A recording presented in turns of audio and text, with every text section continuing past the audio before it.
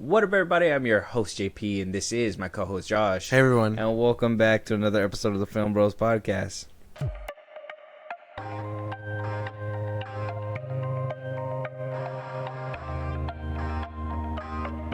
Josh, Yeah, it happened. it did. Today is the day. We've waited, okay? We've struggled, we've coped, we've called out, we've done so much stuff in the lead up to this movie that we're going to discuss right now. Yeah. I can't help but think that this build up kind of led us to a different, I would say me and you different paths. Right? Now, I know you're probably thinking, I know what you're thinking. You're probably like, man, your path is shit. No, I'm like, hey, bro, but like, listen to me. Don't stray I don't think we're on the same wavelength. Hopefully, by the end of this episode, we're probably on that same wavelength. Yeah. But so much stuff has happened. Okay, and I know you usually give the intro, but this is going to be kind of different, right? Because this isn't just a Superman review, Superman 2025 review. No, this episode is basically going to be the rebirth of the DC universe, basically. Right? We're going from the DCU to the DCU. Now, I know what you guys are thinking. We already had the birth of the DCU with Creature Commandos. Yeah. Shut up. Nobody talked about that one. I think this movie has had more buzz in the week of its release than I've seen a good chunk of movies as of recently. I'm pretty sure it'll come and go, man. I don't know. At least this past week that it's been released, it's a lot of chatter. Yeah. It's a lot of chatter, and I have to say this is more chatter than what I've seen. Brave New World, Thunderbolts didn't even have a week's worth of chatter. I think the thing that really kept it going. Out of the DC stuff too, I mean, like you said, Creature Commandos. That one didn't. The only one that was weekly release too, and not a lot of people talked about it. Exactly, and I mean, Peacemaker, I think, was the only other one where I felt like buzz was happening continuously, but that was because of the silly shit that was going on in it. Mm-hmm. But yeah, no, nothing really carries word of mouth anymore. Not with DC, at least, or not with superhero genre. Period. So I kind of feel like this one. Let's be honest. So we talked about this a lot of times, but this movie had a lot writing for it. Not only is it a reboot of a franchise that basically was, let's just say, dead in the water since like 2016. Yeah, right? Massacre. 2017.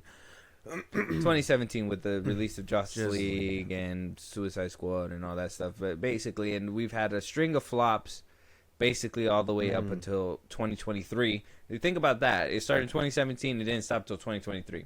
And then we had like a year's worth of like nothing happening too much. I want to say Creature Commandos came out like at the tail end of 2024. And that was about it. Yeah. Supposedly Blue Beetle was the first character to be in the DCU. Whatever the fuck that means. But it wasn't the first, thing in the world of the DCU. And then we go to Creature Commandos, like, this is the real start of the DCU, and there was no talk. Nobody really cared about it. Let's just be honest, it was shit. Nobody cared. It was really bad to the point where nobody really wanted to talk about it. And here we are, right? The fate of the superhero genre is here.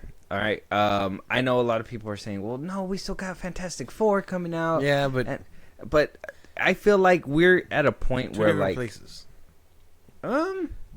Like Fantastic Four is in the strong end of. The Fantastic Four basically isn't Superman. Like on the roster of heroes, if this was a Spider-Man movie, then I'd be like, we still got Spider-Man. You know what I mean? But Fantastic Four, as good as it looks, they aren't Superman. Superman should be the one that we all look toward because it's a big name. Everybody knows him.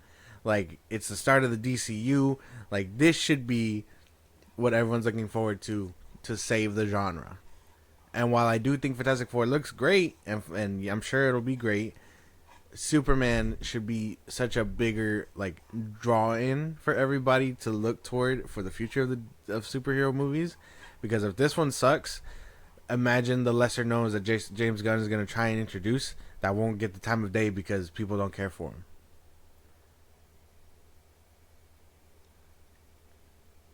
Does that make sense? Yeah, I'm trying to grasp my head around what you said. So, what you're basically saying, if I could just try to shorten that up, is that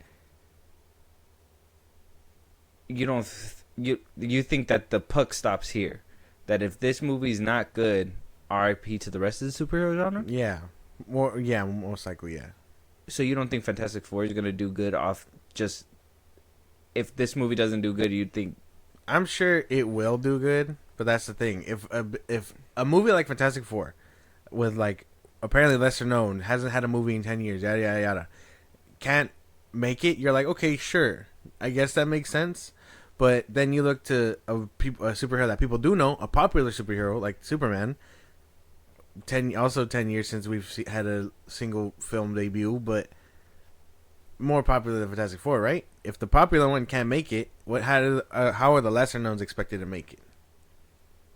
I get you. Okay, that makes sense because Superman is the big name. But I think respectively, like that should be for its own thing, right? Like if Superman is the big flagship pole for DC, that doesn't. I mean. But then again, general audience is getting to the point where general audience isn't like they're not able to differentiate DCU with MCU, and you know, let's just be honest, with the release of this Superman movie, I think it's gonna make it even harder to figure out which is the difference. I think one thing that was cool back in the day was that there was a unique feel to DC, and there was a unique feel to the MCU, and now we're here to the Superman movie, and it seems like we're trying to stay at that same pace, right? So I understand what you mean. That's probably going to have to wait to see what happens next, but at least for right now, Warner Brothers, James Gunn, they're trying to save face. They're using a lot of promotion right now. They're using not only the preview nights, but they're also using the Amazon preview nights to go ahead and bump this movie up to make it look good. And, you know, the reviews that came out when they first released were overwhelmingly positive. I can't even be upset about it. A lot of people really enjoyed the movie. There was a couple of bad reviews in those pre-screenings for the, you know, obviously for influencers and the press and whatnot. But for the most part, a lot of it was good word of mouth. We're going to talk about the Rotten Tomatoes score a little bit later, but just to kind of show you, I mean, right now it's certified fresh with 82% on the tomato meter, and Superman has a 94% on the popcorn meter. It kind of tells you what kind of good word of mouth this movie is getting, and what kind of like traction it got in the beginning. I don't know how well it's going to translate to the general audiences, because let's just be honest, we watched the film, we were in the theater. Yeah, I can't say we got strong reactions out of our theater neighbors. Yeah, right? No. So we'll probably discuss that a little bit down the road, but at least when you heard, you know, the DCU starting off to a good foot. Yeah. You aren't one to be like, oh man, this is where you want to be, to call out the shills, or where you want to ride with it, like this is gonna be the birth of like the DCU, like finally DC movies are gonna be great. No. I feel like we all know what James Gunn is gonna deliver, and yeah, could it change? Could he have matured? Sure, but seeing as we saw the film, whatever, we didn't. It seemed like he was trying, but things were holding him back. His usual shticks were holding him back. You just had like that tick where you just like, he was like, no, it needs middle finger, like you know what I mean, like like he chose to make her say bitch. Like it has to. Yeah, it's those things that I'm sure were holding him back. But yeah, no, I think that Soup's crying and saying what he was saying. He's a shill. They're all shills. They're all paid to say that. I know Blue Angel was like, they have to disclose that or whatever. It's like, no, they don't. Why would they? And even then, let's be honest. Come on. Like, these guys are just... It's fucking retarded. Sorry. It's a little retarded. It's a little retarded to be like, we don't get anything in return. No, you just get flights to premieres. You get exclusive interviews. You get to ask them. You can ask them anything, but you choose to stay within the lines because obviously you don't want to do it. And then you get, the director who willingly says, I'm not going to argue with people online because they might be Indian kids.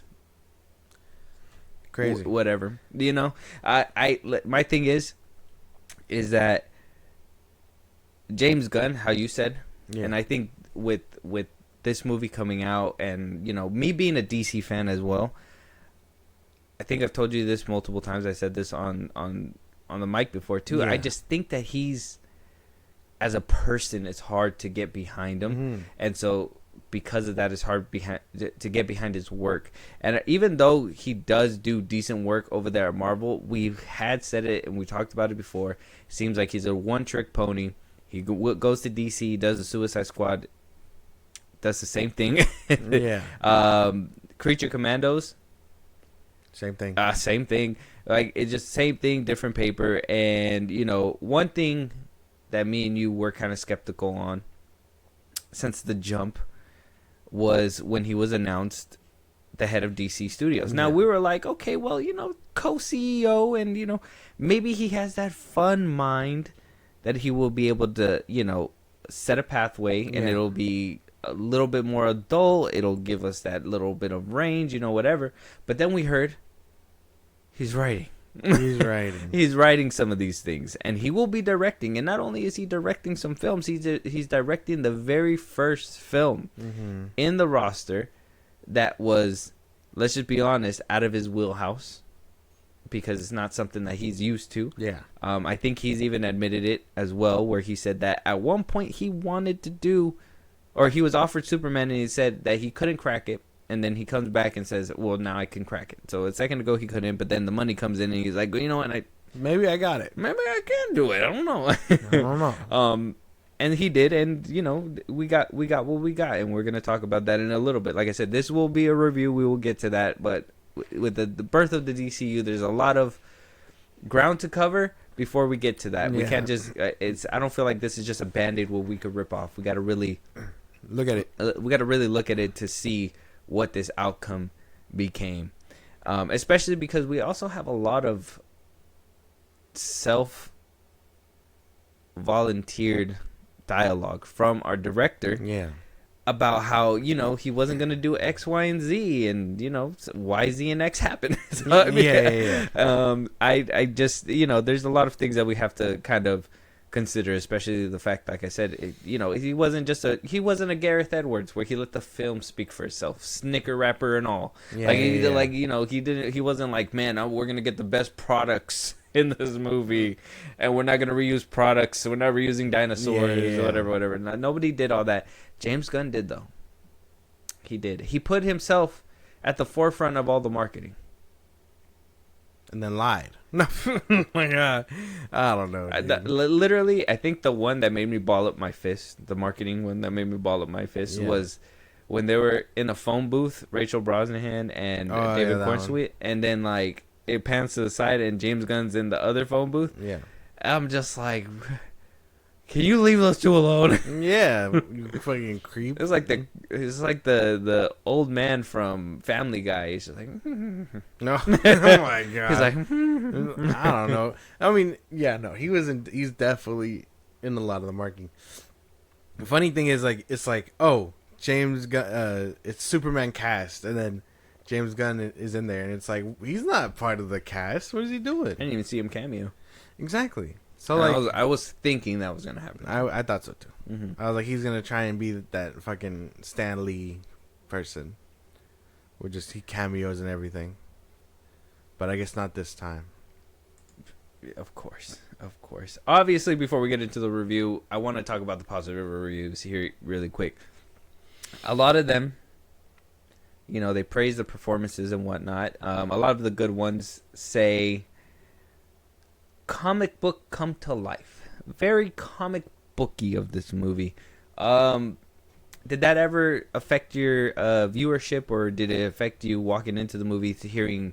I mean, did you see those reviews where it said comic book brought to life and whatnot. whatever. How'd you feel about those? I feel like we always get that kind of thing with these movies. I mean, the MCU has started taking itself a little bit more seriously, but before then, you'd get like comic book come to life and all that extra stuff. So I feel like those reviews are always going to be like the selling point. You know what I mean? I feel like when I heard that, that was like more of it felt cliche. not a cliche, but it was more like it. That's that. When I heard those ones, that was like a critic who doesn't know how to critic this film because it was too like we're like in normal movies for us, we'll look at the score, we'll look at, you know, the acting, the writing, we'll look at all this stuff. Like when they say comic book movie come to life, what I think in my head is like minimum dialogue, more visuals to kind of give you that flair and all that stuff, and just more of a just come and go fluid I guess pacing where it's just like things are just gonna happen and you're gonna get a little bit of dialogue to let you know what's happening, but then things are just happening. Well, even then, that rarely happened in that movie too. And like, not to dive too far into it, but I think when you hear comic booky or whatever, it like I'm still trying to figure out what the fuck that means. Yeah, that's where my conclusion went. That's what I think. But I mean, if you have a different interpretation, I would say it's probably just a way to like dismiss like the silliness. You know what I mean? The campiness. The campiness. Instead of saying it's campy nowadays, it's comic booky. Comic book brought to like, so say I have a criticism or whatever. I'm not gonna beat on Superman yet, but imagine I'm watching fucking, you know, a superhero movie, and I'm like, Captain America: Brave New World. Yeah, and I'm like, hey, that could never happen to Sam Wilson, and someone could be like, well, man, what do you expect? It's a comic book movie. It's comic booky. Well, what if just what you're saying? What if it was exactly that, where it's like he didn't get the serum or anything? How did he survive that punch from Red Hulk? Oh man, it's comic book. It's comic book movie. It's comic booky. You know what I mean? Like those things. It's a reason to try and invalidate those things. But you still gotta understand, comic booky is just another way to like dismiss those things. Like, why are you taking it so seriously, man? It's a comic book movie. It's just a movie. It's just a comic book movie, man. Like, those people are like the real insufferable ones. But hey, you know, what can we do about them? I think that's just another thing. Like, you're gonna run into a lot of those things too when you criticize this movie. Like, I said it on our Twitter, but you can follow us at FilmBros Podcast. But it's just a dog. It's a comic book movie. It's about a man in red tights. Like, these are all things that they're gonna try and say to invalidate the reasonings to why you have problems with those movies. Yeah. But no, it's very much valid. If you can critique, you know, a film based on, you know, whatever you want to base it on, there's definitely reasons for us to do the same with Superman and everything that comes after. And you shouldn't be able to dismiss it with just it's a comic book film. Mm-hmm. Okay, okay. So when you read those reviews, then those kind of invalidated them for you. As soon as you read comic booky or comic book brought to life, you were like either shill or like you can't someone take their paid opinions. you to say that. Okay. Someone like comic booky in the terms of like an actual review from like Discussing Film, Culture Rave, Soups, Blu-ray Angel, like all these people, I feel like they're really told to say that. You know what I mean? Mm-hmm. Like, I can't really put my words to it. I wouldn't say told to say that. I feel like they say that to be nice, though. Obviously, you don't want to ruin your relationships with these people. Yeah. So you say it in a nice way, right? You don't say your movie fucking sucks. You say it's not as good as I thought it was going to be, but it still had its moments. Yeah. I guess, yeah. Right, yeah. So in to kind of insert there. But yeah, I do kind of agree with what you're saying. I think a lot of those reviews really invalid. Like, it was just invalid for me. I didn't see any of like the reviews yet, like the video reviews, like the spoiler ones from like these people yet. I'm waiting to get to that after we did ours. But I did read the initial ones, and they were mostly positive with that comic book being in there. This movie garnered so much attention. It was, it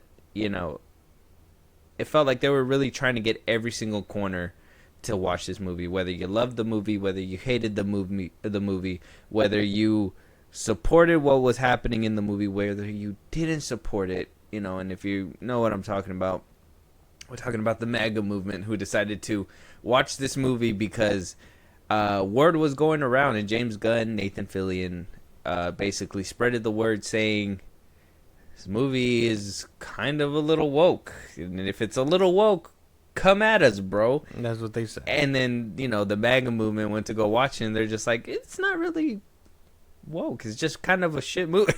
I don't know.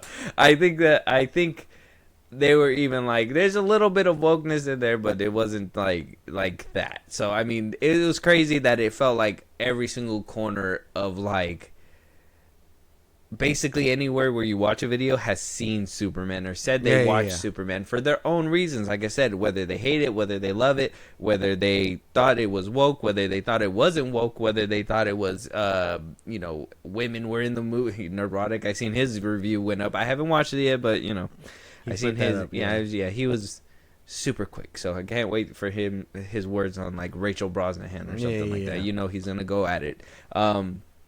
But yeah, and then we got the rollout where we have people admitting that they have contracts for a second film. David Cornsweet also coming out saying that he has good news, saying that if a sequel is greenlit, he's already there to go. Contracts being told out loud.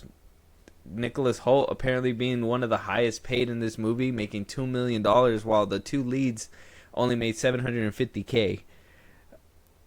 That got a little bit of buzz going. Everybody was like, well, why would that have happened? Blah, blah, blah. Well, Nicholas Hoult is the most established actor. He's the biggest star that movie has. Mm-hmm. So that makes sense. Like I said, they were really trying to get the attention out there. So like we got the people that care about contracts, the people that care about politics, to the people that care about the movie itself, to the fanboys. They were really trying to widen this net, and they did. They did. I do think the first couple days are pretty. I don't think freakishly strong, like people are making it sound like huge W and whatnot. Yeah. But they're strong. They're there. I think that it kind of shows that if good word of mouth kind of goes around, that this movie can do pretty well. Warner Brothers basically coming out saying that they just need to hit 500 million to go ahead and break even as well. I told you that's kind of like where the ballpark was. I think you said 6. Yeah. I said 5. You said 6. Realistically speaking, we both kind of say MOS did 8. Mm-hmm. It should be doing 800 roughly, and above. Roughly, yeah. Anything below that, it's kind of like if Man of Steel was a failure at 800 million, what does 500 million tell you? Especially with the tax and the all that stuff that we talked about, that all this money it was put into, and by the end of it, they reduced it, saying that the budget was only 280 million. Apparently, that's what they say, but I'm not too sure. If this movie doesn't crack around 800 mil, we're gonna have some more uncomfortable conversations about maybe not this one. It's the first movie, but and then Supergirl, and then we have to see how those numbers do, and all the extra stuff. But I think if this one doesn't at least break even, or break even is 500. Yeah, or excel breaking even, like another just a good 100 mil of profit back. Yeah, they're gonna have to start reevaluating. If it underperforms, holy shit, we're getting Supergirl. She's gonna end up being the face of the fucking operation. No, I think that's gonna be done for DC until they sell it again or go for another reboot. They might put out Batman Part 2. Oh, Matt Reeves, we need that expeditious. Mm-hmm. Just save us. Yeah, I know. Yeah. So I don't know how much I believe this one, but 500 mil. It sounds reasonable, but knowing the background to it, there clearly needs to be more. There clearly, like, 500 mil should not be what kind of says, hey, sequel greenlit. It should be minimum 6, like you said. I said minimum 5, 6 or 7, but I thought that was like the bare minimum, and apparently Warner Brothers is thinking my way as well. They're just like, hey man, we'll take whatever we could get. Yeah. Like there's a yard sale outside, and We're selling Ben Affleck's Batmobile. Goddammit. Right, I'll buy it. I'll buy it. Yeah. Take 2. Take 2. One for my brother. I'll over take here. 2. Yeah. So yeah, I don't know. That's what we got to get to. Obviously, we're gonna talk about a little bit of the future and what's gonna happen. But first things first, Josh, we got to start getting cracking on this review.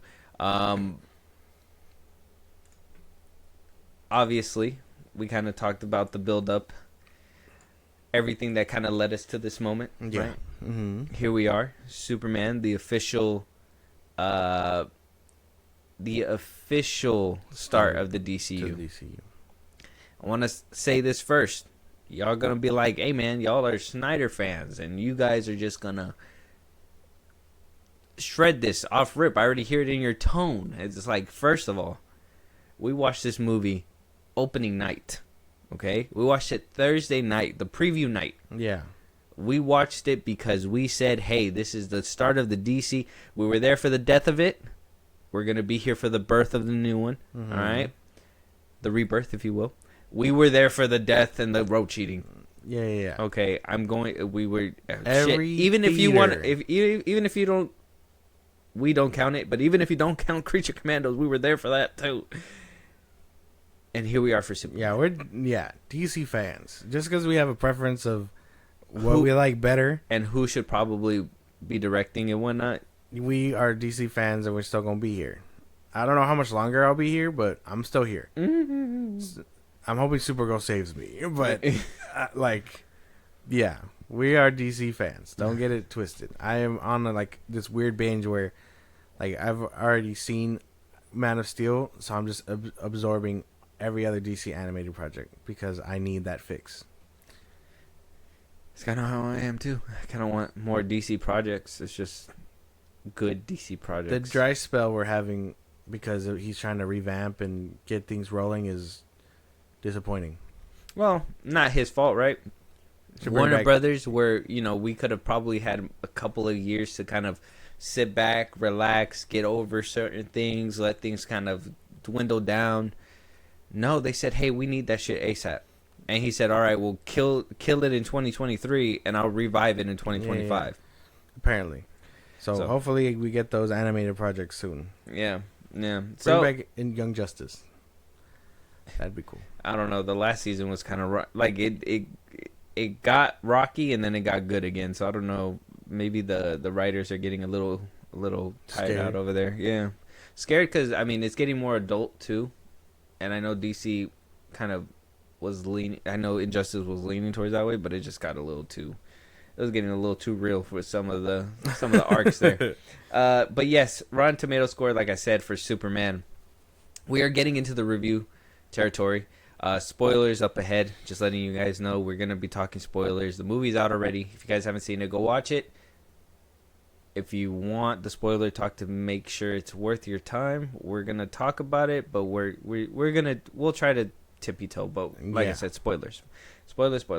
Rotten Tomatoes, certified fresh, 82% on the tomato meter, 94% popcorn meter. Like I said, the initial reviews for this movie were really, really good. A lot of people said it was like a comic book brought to life. Not a lot of people were against it. 94% on the popcorn meter says a lot. Josh, what do you think about the score? I don't care. Do you think Warner Brothers is tapped in with Rotten Tomatoes too now? No, maybe. I don't know. Maybe James Gunn pull some strings that he's like, hey man, remember when I used to do Marvel stuff? And you're like, you're doing a DC project now? Maybe we can help you out. I don't know. That's all conspiracy theory. I mean, if the critics like it, sure. If the audience likes it, man, we're in a tough place. The cinema score was at A minus. A lot of people are comparing the cinema score and then the fact that I believe the box office as of right now, time of recording, it's basically reflecting as much as Man of Steel made on its first opening weekend. Okay. So a lot of people are like, "Oh, well, it's doing the same. So it might make 800." Maybe. And the Rotten Tomato scores are way better, so it could do better. Maybe. That in a perfect world, all that stuff would match up. So maybe. But we're living in a pocket universe. Oh my gosh, dude. I guess it's fine. I have no complaints about it. I guess it's fine. I mean, are you just excited that DC is ignited in the fandom? No. I mean, yeah, I get. I don't know. I don't want to hate too much because, like I said, I am a DC fan. But like to see it, I guess, get some oxygen is kind of cool. Well, yeah, that's it, right? Like that's what I want to like kind of differentiate too, right? Is DC, like I said, we're DC fans. Yeah. We want to see DC thrive. But we want to see it thrive accordingly. Yeah. You know, MCU was great up until it wasn't. And we want to see it thrive. But what's been happening as of lately? Hopefully Fantastic Four puts it back on track. But, you know, I mean, you were excited for Deadpool and Wolverine over there on that side and all that. But, yeah. I mean, looking back at it now, you can kind of see where, like, even though there were decent movies, you can see where the flaws are. Yeah. A little bit more now that the what is it, the recency bias is kind of gone, but so we can agree that we want these projects, but we just want them done right with the right leadership, and just, you know, I mean, there is no right way. Art is subjective, but there's always, you know, a consensus. And if a consensus says that this is kind of like where the beginning of DC starts and this is kind of like the tone that the general audience wants and all that stuff, are we happy about that?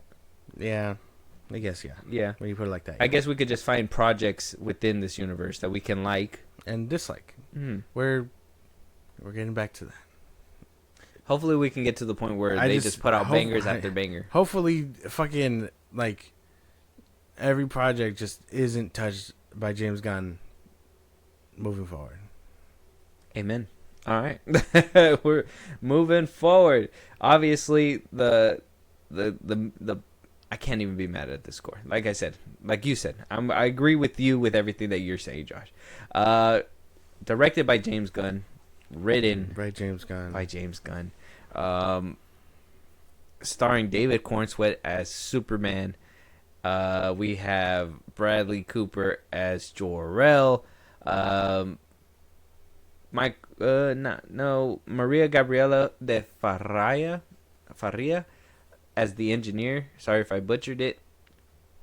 Who else? Rachel Brosnahan as Lois Lane. Nicholas Hoult as Lex Luthor. So on and so forth. Obviously, I feel as though in this movie, as I was watching it, and even before when we were kind of discussing the casting and all that, we said, hey man, where's the star power? Yeah. Anthony Carrigan as Metamorpho is also in there as well.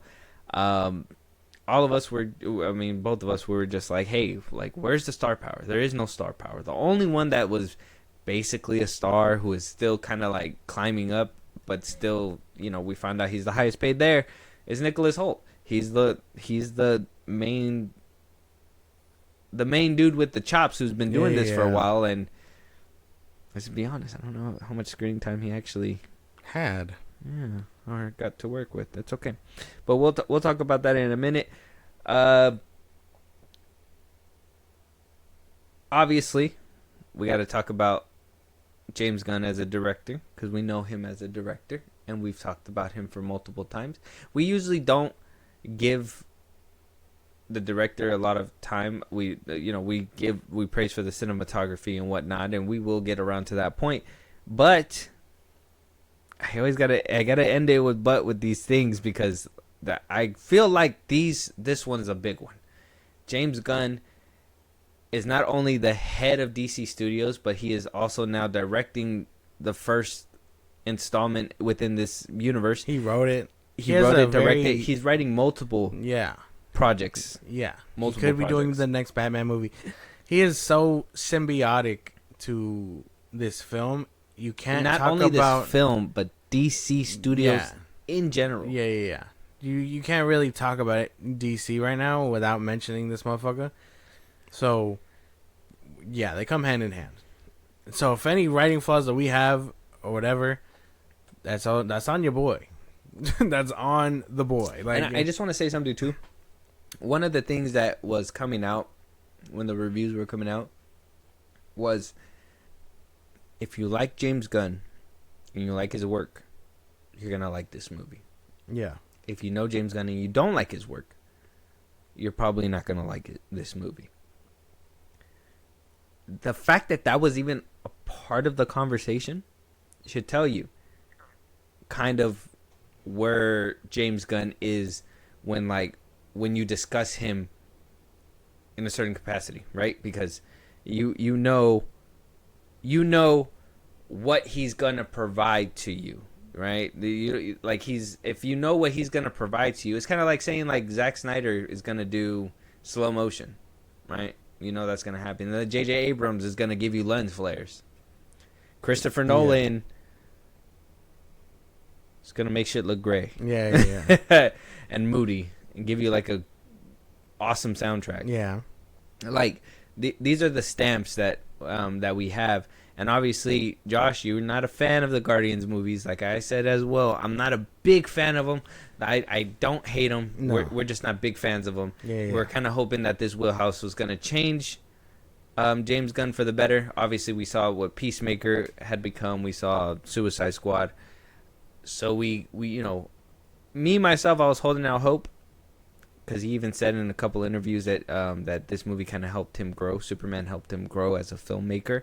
One thing was to not have needle drops in his film and actually use a score. He said back in like December of 2024, and we were like, "Yeah, that's good." Yeah. There were still needle drops in the And movie. then he lied. So it tells you about like some impulses that this man can't let go. He lied immediately. He's lied multiple times. So yeah, we'll get around to cinematography and whatnot. But Josh, characters. Obviously, we're gonna start with the big one himself, David Cornsweet as Superman. How did he do, man? Okay, I gotta sit up for this. I like Cornsweet. I think he does pretty good with what he's given. I feel like he's gotten the chops. I can't help but feel like he's a ripoff of Christopher Reeve a little bit. Just a little bit. Like, he doesn't... Like, it's his own thing, but you could tell he very much modeled his thing after the first... Christopher Reeve. But outside of the story, I think he's great, and he can be a good Superman. Inside the story, he needs something better than what he's given. Mm-hmm. And I can give that sentiment to everybody in this film. Rachel Brosnahan, too. She's great, but she needs a better script and story. Nicholas Hoult. Same thing. And like, those are the three that stand out because everyone else around kind of background. the Daily Planet characters don't really do anything. They have a side mission, but it doesn't do it. They don't go anywhere. It's pointless. They don't do anything. They don't save the day. They don't go nowhere. Guy Gardner is kind of... I mean, he wasn't even funny to me. Mr. Terrific was pretty cool. I know I've been shitting on him lately, but he does some pretty cool stuff. And then Metamorpho only shows up to be Kryptonite and then the Solar Flare for whatever reason. And the Hawk Girl also didn't really do anything but screech every time she was on fucking screen for some reason. Isabella Merced is like, what a waste of her too. Like, I'm telling you, a lot of this cast, even the ones that I guess are up and coming or were pretty good to be chosen, felt like a waste. You just passed the fucking her, the engineer. The engineer, pretty cool villain. Can't be mad about her. What's her deal? Like, we didn't get much about her. She just follows Lex's orders because he saved her life. And then we got the exposition of, like, what happened to her and the nanotechs, but that's about it. It was all told to us. We didn't see anything. We don't get nothing from her either. Ultraman, also is just Ultraman. He's just there. He was just put into the movie. He's just silent all the whole movie. He doesn't say anything. You don't know how. I mean, they didn't even show you how he was created or what they did or how they picked him up or a hint at anything else. Frank Grillo shows up and he's a what do you call it? He works at the Pentagon. He's just another government worker. After I thought he was more important and he was essentially supposed to be the next Waller or whatever. No hint of Waller either. Like, I feel like a lot of these people were very much wasted in a story that they probably didn't even need to be there. Really. Superman didn't need to be in the Superman movie? No. I'm talking about like the background people. Oh, the background characters. Well, I don't know. Because I feel as though Crypto, without him, you know, Superman wouldn't have made it without him. I feel like without a couple other people on the side, like Mr. Terrific, Guy Gardner, Hawkgirl, like I feel like Superman wouldn't have survived some of the encounters. Nothing. I'm sure he would have. I mean, every single time. We'll probably get around to it, but every single time, he was saved by somebody else. Maybe. Yeah. So I mean, we'll get around to that. But what I think about the characters, I think Corn Sweat does really good as Superman. I really like. There was those glimpses of like him being Superman that I felt the aura coming off the screen, which it was fine. Obviously, I can't get past the goofy ass trunks and all that stuff. It's a little hard. So like whatever aura it was giving, it was from the chest up, and then usually it's ruined because of the trunk. It's funny to me that a lot of people put up that picture of him like with the smoke and everything as like, oh my god, when this scene happened, I knew it was Superman. Yeah, it's crazy that you can't see nothing. You just see a silhouette of a man flying, and you're just like, that's Superman. That gets me going. You yeah, know? Like, it's like, well, like I could tell you right now what gets me going. Like, I'm probably gonna do this quite a bit in this film because this is the first Superman movie that we got in since Man of Steel back in 2013. So there's gonna be a bit of comparison between the two because I will say Man of Steel was like my favorite Superman movie. I love Christopher Reeves and the first Superman. Yeah. I love Superman 2. The other ones kind of got rocky. Superman Returns, I know a lot of people are like, well, there's not a lot of punchy, but I like Brandon Routh. But for me, like growing up, 2013's Man of Steel was like, it scooted everybody. I love that one. So that's like my bar. When I see this suit, it doesn't compare to Henry Cavill's suit. I'm just saying that right now. This suit, like, that's like if I could only imagine that silhouette with like Henry Cavill's suit and like the symbolism and everything, that would have been amazing. Obviously, it wouldn't have been in a shit movie like this. I'm sorry, I didn't want to say shit movie, but like it wouldn't have been in a weird scene like how what do you call it, like it was. But I do think the suit itself kind of distracts from. I hope in the next movies he gets a different suit that helps him show that he's a little bit more of how do you say a force, right? Because it just felt like he was wimpy. It felt like the suit makes him feel like he's wimpy. It doesn't make him feel strong. It makes him feel like a wimp. I don't like that. Rachel Brosnahan, I like her as an actress too. She did what she could with what she had. Their chemistry together, holy damn. I understand what people said when they were like, oh, 2013's Lois Lane and Henry Cavill didn't have any chemistry. I felt like their chemistry was sophisticated chemistry back in 2013. I felt like it was more like we respect each other, but we love each other. Like there was some kind of like mutual understanding. Yeah, right there. Like that's how I felt like their chemistry was in Superman 2025 with Corn Sweat and Brosnahan. I feel like there's sexual tension there.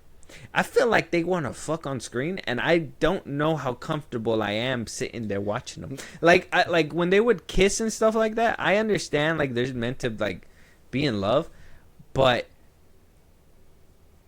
it got a little horny on that screen a couple times. It felt like we shouldn't be watching them. Yeah, like it was a lot, and it felt like the camera was kind of holding it there. Like when they were on the kitchen counter. Even the and this was in the trailers, but when they're floating and like they have their kiss in the air too. I'm like, God damn.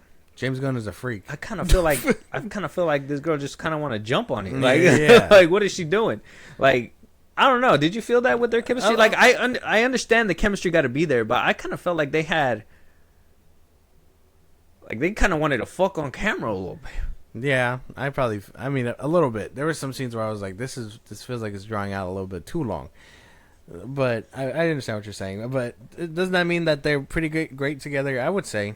I liked it. Like I said, I understand the chemistry part because I like 2013's relationship because it felt, like I said, it felt like two adults dating. They work. They're sophisticated. They have lives. They're busy, but they're also trying to make time for each other. This one, I just felt like they were, they had problems on the outside, but man, in that bedroom, it seemed like it could fix everything. Like, probably. That's the way that I felt with their chemistry. So I don't know. Maybe I felt that. I'm not trying to. I felt that. It just felt really freaky on screen when I was watching it. Like it didn't feel like how I seen with other people's chemistry. They shared quite a bit of screen time together, but nothing as long as like that basically the opening scene where they're together. Does that make sense? Like they shared a couple scenes, yeah, but it wasn't as long. Like she gives him that motivational speech about turning himself in, but nothing as long as where James Gunn was hyping up that whole 12-minute scene of like, oh, the chemistry is undeniable and all that stuff, and they're screaming at each other about ideologies and how Superman should act. Well, I like that one because I don't think it was like a 12-minute scene. That's the one he was talking about. But that scene was, I liked it. That's why I know. I think that was the only like superhero Superman conversation that I felt like we got out of that one, where it was like, I don't know how they were like tossing around punk rock was like, I don't know how I feel about that. Maybe I'm just old and I'm like, punk rock is something different. But they were like, when he was like, oh yeah, but punk rock is, what if being good and trusting people is punk rock or whatever? And I was like, that kind of cheesy, kind of a little corny, but I give it to him. I was like, Superman's corny. He would say some shit like that. He did say some corny shit. Like, I don't like that there was a battle behind him and he was just kind of ignoring it. He's like, you're not gonna go out there? She's like, no, they got it covered. Like I thought that was a little weird because he was fine. He wasn't fine with them coming by and killing the monster, but he was cool enough to let them handle the thing by themselves. So does the Superman care about people or not? Only when he's around. Apparently so. And then Nicholas Hoult, I liked him. I seen this going around. He did give off a lot of like hater energy. I was like, man, is that just because you lost out to the role to this guy? I was like, is that where you channeling all this from? But like, he did give off that hater energy, but still, something was lacking. The script was lacking. Not because of the fact that he was monologuing, which I don't know why. I hate when villains monologue in the movies, but like more. Instead of telling us how he felt, he wasn't telling us his plan and why he would, like, I guess why all this basically came into fruition and all that in the first place. It was just more like, I hate you because you've been around and you're an alien and blah, blah, blah, blah. It's like, well, I mean, I get that. And it's good that you typically in my head, I know Lex hates Superman. Mm-hmm. So I get that. But where's the nuance? Where's more? What did he do that makes you hate him so much? Did he not save somebody that you love? Did he do this? Is it just because you're envious? And if it's because, and he did kind of say that in one of his lines or whatever, but I felt like the dialogue was so short. It didn't really, they didn't deliver. Like it felt like it was getting to that point where it was going to nail it into the, nail it shut, but it just did not do it. Like like they should have been a little bit more dialogue, like to really a little bit more back and forth to challenge too. We know, like outside, we know Lex hates Superman. We know that's their whole thing. That's like basic. That's basic knowledge. But in the movie, you're right. He doesn't tell us that. What is he? What he considers him a thing? He hates him because he just said that his pride gets in the way, and he doesn't like that people put his name with other people. Like, he likes it, but he hates it because it's like they're dumb. And then he's like, well, people talk about me and that I'm really good, and then Superman just comes out of nowhere. It's like, okay, is it just envy though? yeah. Are you just upset because he's doing all that stuff for your own? But why can't he? It essentially just. Why can't it be deeper than that? Why does it feel so surface level? Yeah. Like, I hate you because Mm-hmm. because you're doing everything I can do. And in which case, I mean, in BVS, I know. But Well, like I said, the comparison is going to be with these are the last two Superman movie that we had. and like in BVS, we get a lot of that Lex where he talks like that, and we understand where he's coming from. But things aren't surface level. In BVS he showed that this all stems from something younger. Yeah. And that growed into something in his life. Something fueled him to be that way, to know that knowledge is power. You know, like that whole quote where that's basically his essential quote in the movie where he's like, power among men is knowing that you have not more knowledge or whatever, something like that. And then well, he makes Superman basically bend to his will. It's funny because it's that helicopter scene. He basically says what this Lex Luthor says in this movie, where it's like brains beats bronze. Yeah. But he said it in such a philosophical sophisticated way. Yeah. People just didn't understand it. Yeah, and this one he gets that. He spoon fed it to you guys, and now coming to the realization and like talking about it freely, that's what y'all needed apparently. This is like I was making the comparison yesterday because I was talking to the homies about it, but I was like, you know what, this movie is exactly what BVS is if you just dumbed it down and fed it to people. No, I mean, I was seeing that comparison too, and I see that, because I see that up until even the point where, where he's kind of outed as like, that little spoiler alert, but the little twist with his parents and all that stuff, which we'll talk about it when we talk about plots and all that stuff. I kind of want to keep it to the characters until we get to that point, but I understand, and we'll touch on it in a second. But at least, Mr. Terrific, I think he did a great job. Eddie Gathegi, he did good. I like him. I liked his action sequences. It just I couldn't help but feel like he was just that like the black guy there to give swagger and call out people in a black tone of voice. Does that make sense? Like, does that sound Michael a little Bay. crazy? Essentially that. You know how like he just Yeah. yeah. Tyrese Gibson type shit. Like, I feel like that's all he was there for. Yeah, he kicked ass. Yeah, he did some cool shit, to justify his involvement. Mm-hmm. But I can't help but feel like, hey, stop messing around, or he was there to get on people's asses in the way a black person would. Does that make sense? Because even when it was like a pocket dimension, and she was like, "You think you can get him out of there?" He's like, "You think I could get him out of here?" It's like what? The way he was talking. Like, why do you think it's me? Like, yeah, I get you. I understand. But kind of stereotypical. But you can't say that because they did give him enough to. That's why. It's like it like, felt I understand. stereotypical, but I guess they did more with him outside of the typical black guy, so it's okay. Because it would have been different if it was like him doing that, and then Nathan Fillion was going on all these missions, doing like the normal shit. Okay, I guess. Okay, but other than that, the Justice Gang didn't really do anything. They helped Superman towards the end by interfering with the whole crisis in his name, but not in a cool way either.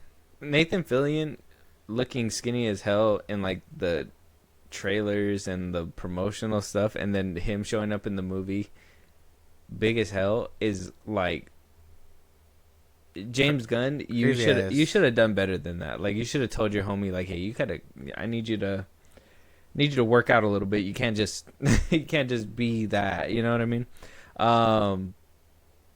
Isabella Merced, like I said, she was having a good year. I still think that she's, she can make the most of it, but that one shot where she's in the hallway And it zooms in on her face. That was criminal. That made me laugh. That was criminal. I laughed so hard. I was like, what the hell was that? Why was she squeak? Like, they know she's not a real bird, right? Like, why was she squawking every time she was on screen? That was criminal to me. I did not see that coming at all. That was,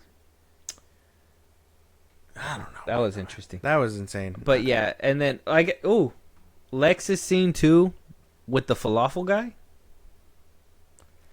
Fucked up But pretty on par. because all he did was help him out the crater, and that was Yeah. the only motherfucker that helped him out the crater. That's so fucked up. He's gotta be a little racist.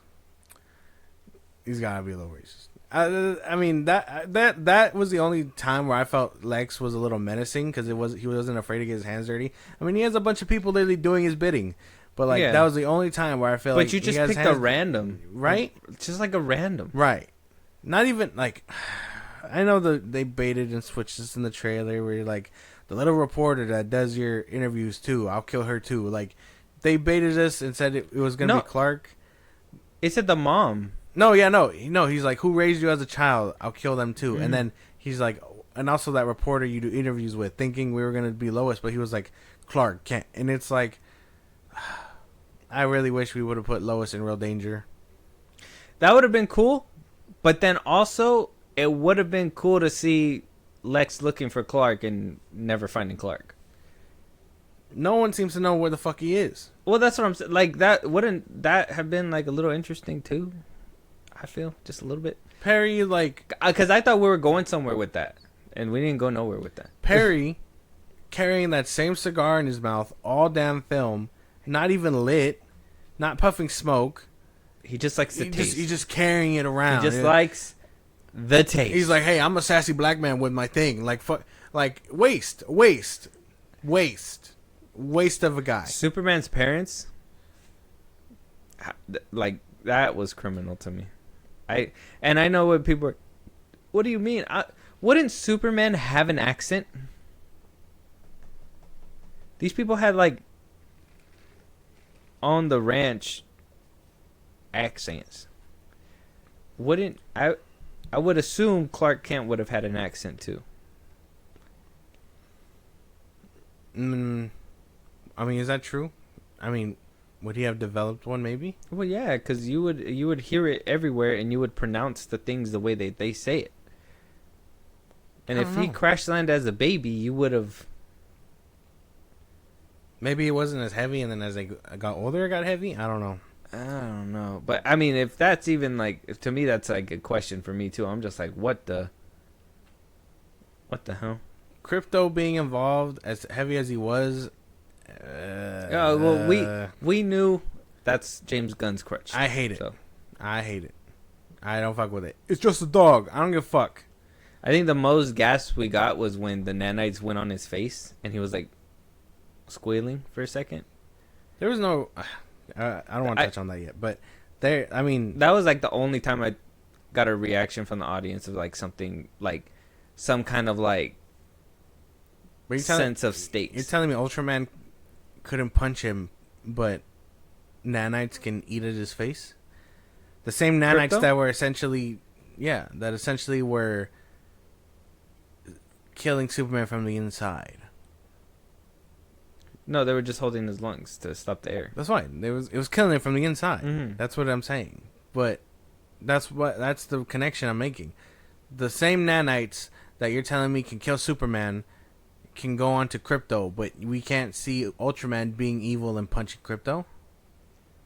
How's that Ultraman punching Crypto? They cut that scene. James Gunn said they cut that. Oh yeah. Because the audience gasped. How dare a villain punch a dog? Like a villain doing villain shit. But that's kind of, I would be upset about. I wouldn't.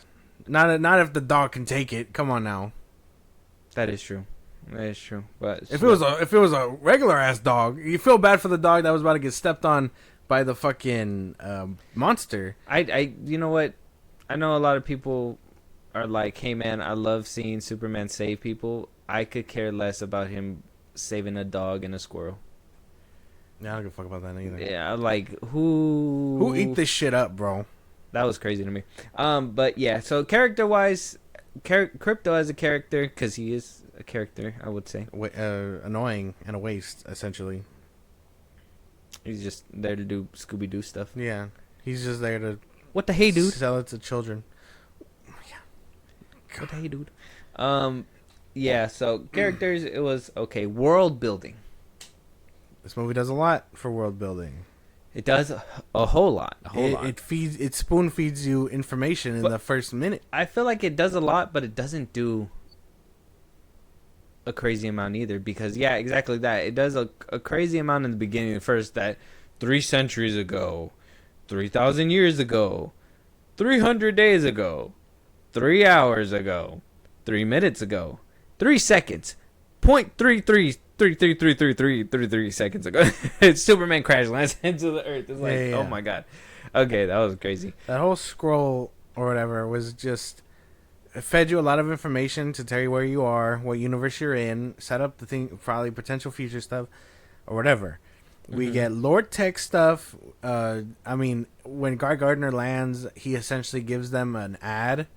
He's like, "Oh, you're welcome by being saved by the Justice League, by the Justice Gang, who's funded by Lord Tech or whatever." He gives them that big monologue. So Lord Tech exists, Gotham exists. He does a lot. He does a lot to build the world out. Lex exists. He's been around for a lot longer than Superman has apparently. Yeah, that's a lot. They give you a lot in the beginning, and then it becomes a Superman story that kind of subsides halfway through. So, well, yeah, but world building wise, I mean DC universe wise, I guess. I mean, hearing that, you know, it wasn't subtle. I mean, Centuries. That's like the first one, right? Like, what's his name? Savage. Vandal Savage. Yeah, isn't he like the first essentially metahuman or essentially because he's immortal? So, kinda. So isn't that like saying like 3 centuries ago? Wouldn't that make room for him? And then like, I'm trying to think of what other like DC stuff. Like obviously we had Green Lantern in there, and he talked about the Lantern Corps. But I'm like, that was one of my things too. Character wise, if we're gonna kind of go into like world building, and if I can go back to that too, is like, isn't the Ring supposed to pick out the noblest and all that stuff? And I know Guy Gardner's kind of like an asshole, but like, it didn't seem like he really gave a fuck about. What does Guy Gardner have that made him so strong or willful or whatever that the Ring chose him? I'm sure in his younger days maybe we will get something, but what? I'm not seeing much Lantern like behavior, like John, that one Green Lantern, or Hal Jordan, where their wills are strong. Like, what is his? Because he seems like an asshole. He just feels like an asshole. Even Nathan Fillion was like, the corpse calls him when a dirty deed needs to get done. He's like, all right, I'm down. But like, then why is he worthy? I was like, is it because he's strong? Is it because he's, you know, courageous? Because he's out there putting himself in the front lines or whatever. Like nothing. There was so much happening that there was so many questions about these people and these people and these people. And to me, it's like, he told us that a movie was supposed to hold itself, and it shouldn't be ready for like, it shouldn't be like, oh, wait until we put out this and you're gonna find out or whatever. It's like, we didn't get any backstory to Gardner. We didn't get any backstory to the engineer, Ultraman. Well, I mean, kind of Ultraman, but not really. Terrific.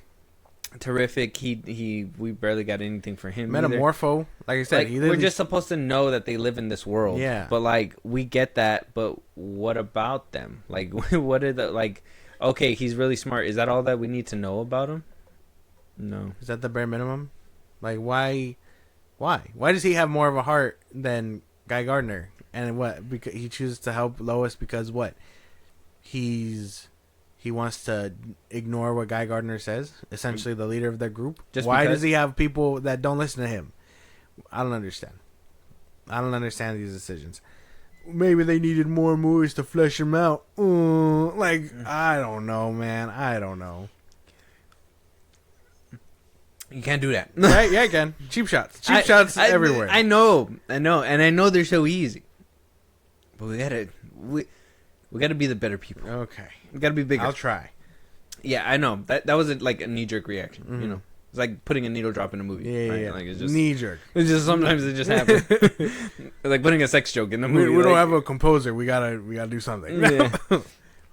Yeah. So yeah, world building. I mean, DC wise, I'm trying to think of what else DC wise. The only thing I could really think of is that Savage thing, but that's because of Injustice. And then, you know, the Lantern Corps. Like, Supergirl. obviously, we're gonna be getting lanterns. Sets up Supergirl as a drunk. Supergirl as a drunk, which I was like, I don't know. Like, I understood. Like, it was like, oh yeah, she goes to planets without the red sun to get drunk. But I'm like, well, whatever. Whenever she came back, wouldn't, you know, she was on Earth in the galaxy. Like, how fast did they fly? I don't know. Like, wouldn't she have been sober by the time? Can these Kryptonians breathe in space? I don't know. Apparently, an hour. They said. No. That's kind of. In the movie, they said an hour. That's kind of ridiculous. And they were like, well, his lungs need oxygen, so maybe he can hold his breath up into an hour. So how long is a flight to the moon? Because I saw a post-credit scene. He can survive in space. He was up there for an hour? 30 minutes there, 30 minutes back? 5 minutes there, 20 minutes there, and then 5 minutes back? Takes 5 minutes? I don't know. It depends on how fast they're flying. I don't think this Superman was weak as fuck. So I don't know That's what I'm saying. Where Like, his power levels are. That's what I'm saying. Like, how fast does he go? Like, I don't even know. We don't know. He was able to clear the distance in a matter of minutes from Metropolis to the Arctic or whatever. Oh, yeah. Heal and then go back and do it again. Yeah. While Homeboy was still fucking shit up in Metropolis. Well, yeah. I mean, but also, like, when he's like, oh, no, they broke into my house. And then he flies across the planet to the fortress. Well, I'm going off based of the very beginning, too. Because, I mean, if he was in Metropolis he said he lost to the Hammer of Bolivia. Yeah. And then he's like, time to get back to the fray, which means that he needs to go back to the fight with the Hammer of Bolivia. Means that he got his ass whooped so bad he was able to fly the fuck away. The Hammer, but run away, bitch. Yeah. And then like he lands, get his ass whooped again. And then he goes and gets his ass whooped again. So he lost to the Hammer of Bolivia twice. Yeah, he lost 2 fights in the beginning. In like a strand in the span of like what? Because he said 3 hours ago he got into a fight, and then he said 3 minutes ago he lost the fight. So he was in a fight for 3 hours. And got beat up so badly. His power depleted. Another irritating thing was that you're only up to 85%. Like he doesn't need a fucking battery pack, bro. This is Iron Man. He can't just fly up and get the sun's radiation. He has to actually directly get it into him. Like I don't know. That shit didn't make sense to me. It didn't make sense to me. What was the point of force healing him if he's only going to get up to 85%? And then halfway through the movie, forget that he has to charge up or whatever because he had kryptonite in his veins. It's like you're not flying under the sun, my boy. Like that don't give you enough. That shit not hitting you. When Henry Cavill's Superman feels tired or weak, he just absorbs the sun. He flies directly up and absorbs the radiation. What the fuck happened here? World building was ass. Next thing. So nothing else? Nothing else. No DC characters, no nothing? No. I mean, we didn't get anything from anybody. The Hammer of Bolivia is original? Yeah, but it feels like it's just a front for Ultraman. Spoiler. It's just a front for Ultraman. It was because after the fight in the beginning, they just never bring him back. That's why. Because Ultraman was in that fucking suit. Yeah. And that's it. But he never won the Hammer of Bolivia. He's not real. He never beat him. The Hammer of Boravia, whatever the fuck it's called. It was just to get him involved? Yeah.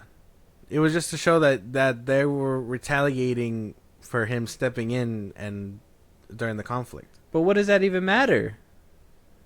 I don't know. What does it matter to retaliate? If he was already involved and that's all Lex needed to do.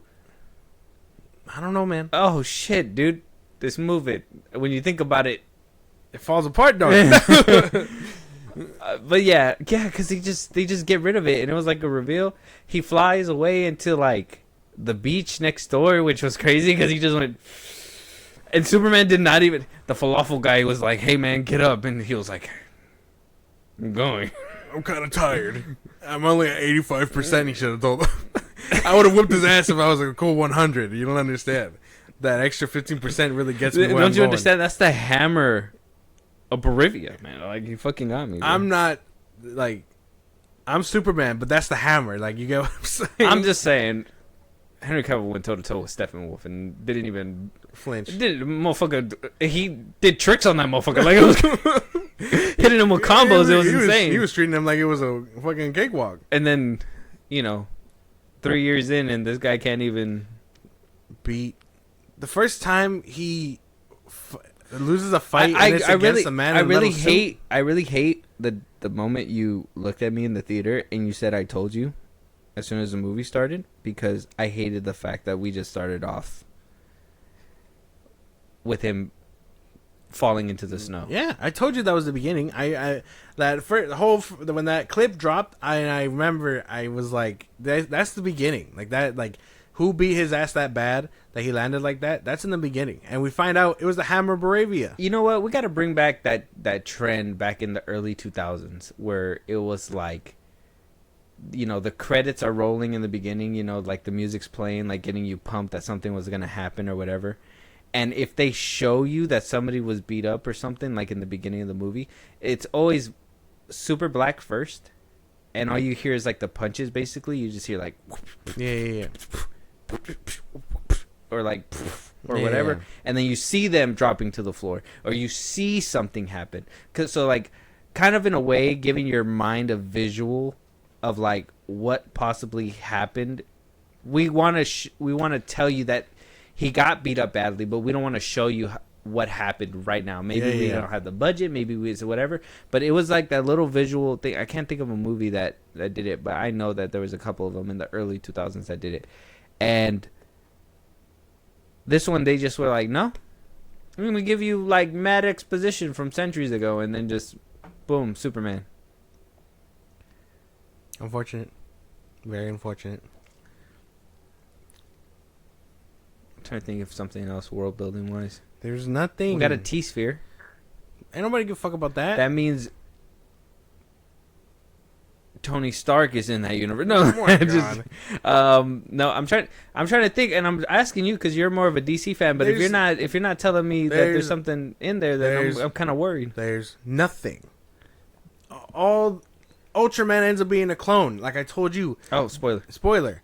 Ultraman's a clone of fucking Superman. If you couldn't piece that together, that's on you. But it really did you already know? No. A lot of people were like, "It's Parasite because he's purple." Whatever the fuck that means. I kind of knew when they were like, he was like, "How are we gonna get the ice thing out?" And then it just kind of popped up. I was just like, Yeah, you piece it together in that scene. I literally turned to CJ. I'm like, he's a clone.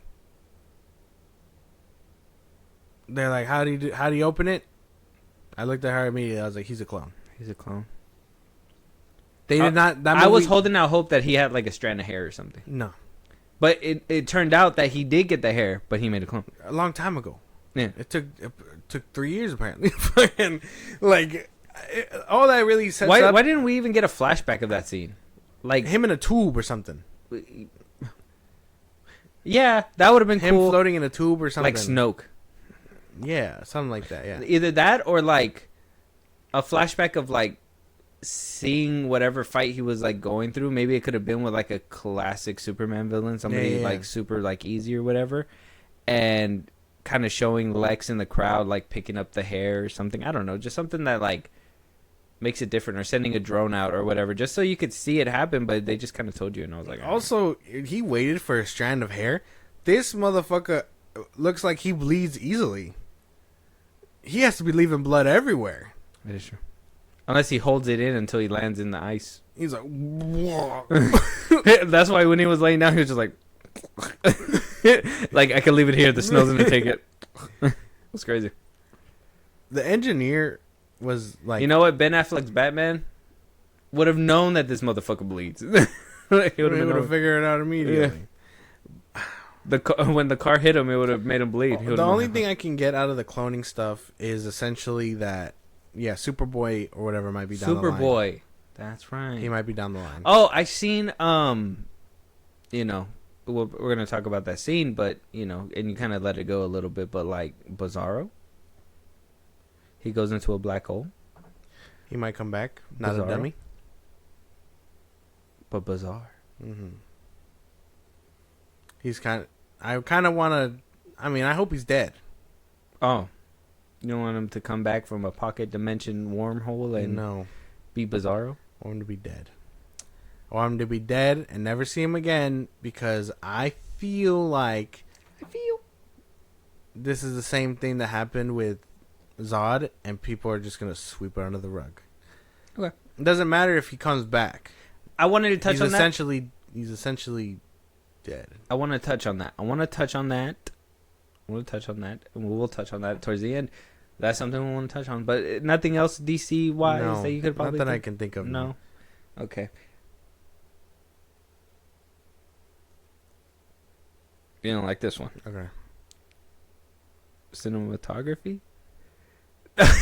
Hey, why are you shaking your head? No. Why'd you shake your head no for? Okay.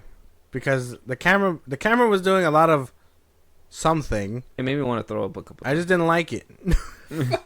like the swirling, the dynamic camera. Some of it was like the only one I too liked. much. The only one I liked was in the baseball field when two. And they're both in the baseball field. It was when the things were coming at him, and the camera like turned and went like this, like it was scary, like it kind of did the flip thing. Yeah. At the nanites, and then when he was holding her, and he basically whipped her shit around twice, slamming her on the floor. Yeah. And then basically hit her to Ultraman. That was cool, but then everything else was bad. And then I saw that clip in the beginning, obviously, because I think a good chunk of the trailers were just in the Him beginning. versus the kaiju. Mm-hmm. But like that scene where like he's flying around the fire and like the camera's just following him, and it's just like that scene is so ugly that the fact that it made it into the movie just the way that it was, like a lot of people pointed out that the cape was AI because the way he flips, like it disappears and then it comes back. Yeah. I can't unsee it. I seen it on the big screen. I was like, ugh. And then that one scene where like he's fighting the Hammer of Barivia, and like it just cuts to the scene where like it's glowing in his face, and it's just like I'm like, dude, why, dude? This movie was so ugly to watch. The Flash vibes, bro. That shit was annoying. Yeah, I'm with you there. I honestly feel like the camera work. He needs to ditch that camera work. He needs to ditch the guy. He needs to ditch the guy who did the Flash, because he's the same motherfucker that did Guardians 3. And Guardians 3 had that same dynamic fucking camera. Ditch him. That's his homie, though. I don't give a fuck. Ditch him. That's how, you know what? That's how I kind of feel, because I was looking into it, and yeah, he has a lot of the people that worked on Guardians with him, like a lot of people that he works with, and I understand that, like, it's always good to work with people that you know and that you trust, and you know you build relationships with and all that stuff. But if they fucking suck, you don't have to keep them around, right? Ditch him, bro. Right? You know, like you don't Like have to, I didn't like any of those fight scenes in Guardians 3 with Adam Warlock, but he said, you know what? He said he learned from that though. That shit look like ass. Listen, yeah, that's why. Go back to class. That's why he said he learned from that. He said, you know, it was weird because he was stiff and he didn't know how to do it. So in Superman, he CGI'd the hair so it made it look more real. Whatever the fuck that means. No, it was terrible. That all was terrible. It looked crazy. The dynamic camera following Clark the way it was. You didn't see the growth that he was clearly pointing out? That shit was ass. Oh, sorry. Growth. No. The same growth that he said that he had for making this movie, only to put more middle fingers in it. A dog. A fucking, like, the sex jokes. Like, come on. I'm sorry. If I'm that person, I'm shooting the block over you. You're not doing that to me. You're not putting me in a dog suit, bro. Like, that's just... I'm crypto? That's crazy. That's not gonna... Why couldn't they get the actual dog? His fucking dog. It was a... Oh, like... The one that he modeled it after. Oh yeah, that's true. Why? Because he's a little shit. Yeah. You can't control it. Apparently, he likes to eat things. Well, fuck, break him in then. What do you mean? They look like a good couple. I feel they're like married. I feel like not to each other, but they're married to other people. They look like they. This is like Tom Holland and They look like they totally have an affair. This is like Tom Holland watching Zendaya do that 3-way scene. Like this is like I'd shoot the block up. Look at him.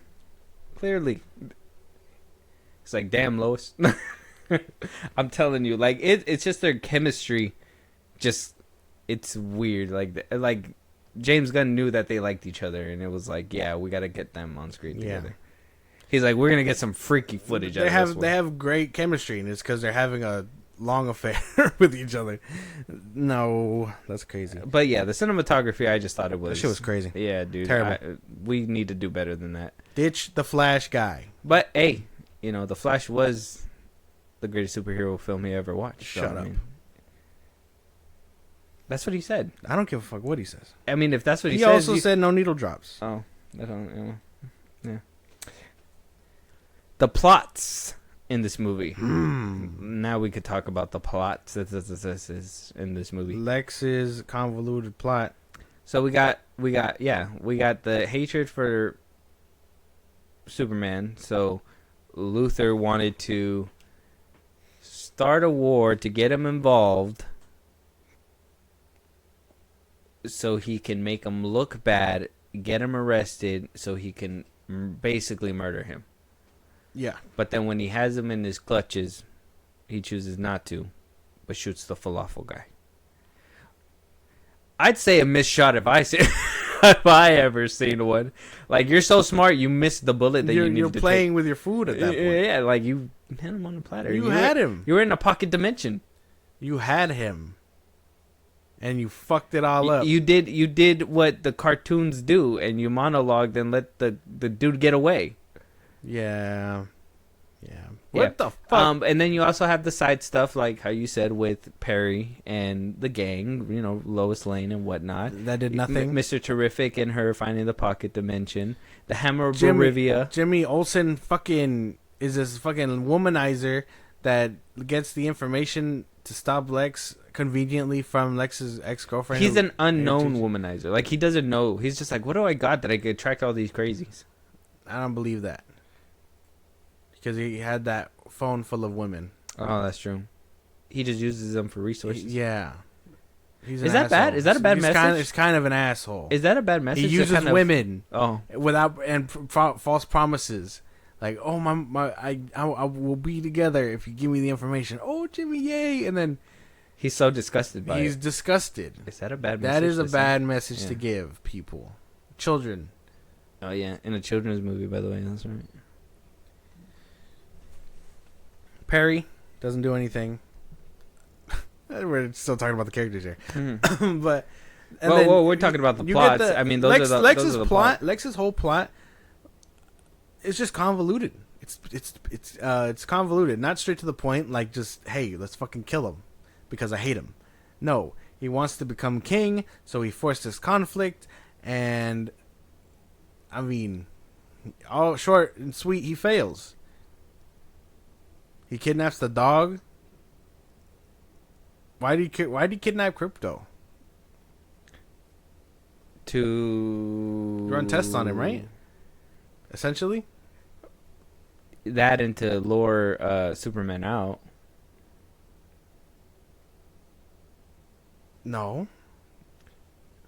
He wanted to break in and then lure Superman. Oh, it's because if he paints himself like a threat, then okay. Yeah. Yeah. Okay. If he showed up hostile, he was like, "Oh, look what he's doing to me." Yeah. Okay. I guess that makes sense then. So, I don't know. When you think about it on paper, is this the kind of thing Lex would do? Sure, but man, this guy did not do anything to really keep his thoughts together. He monologued everything. He told his ex-girlfriend everything. Let her take pictures of everything.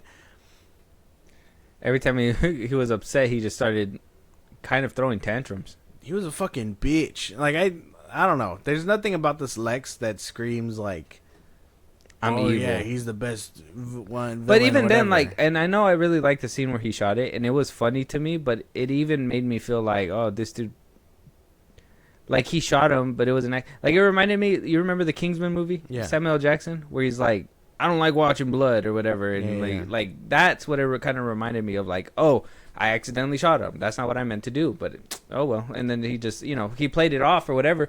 But I don't know, he didn't feel intimidating, like Jesse Eisenberg. he felt like a nerd.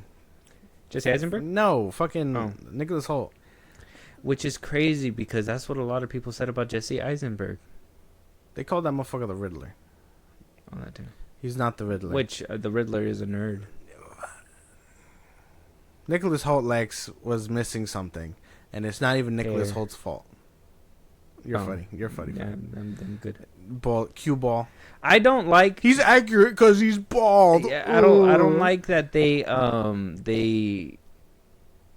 don't like that they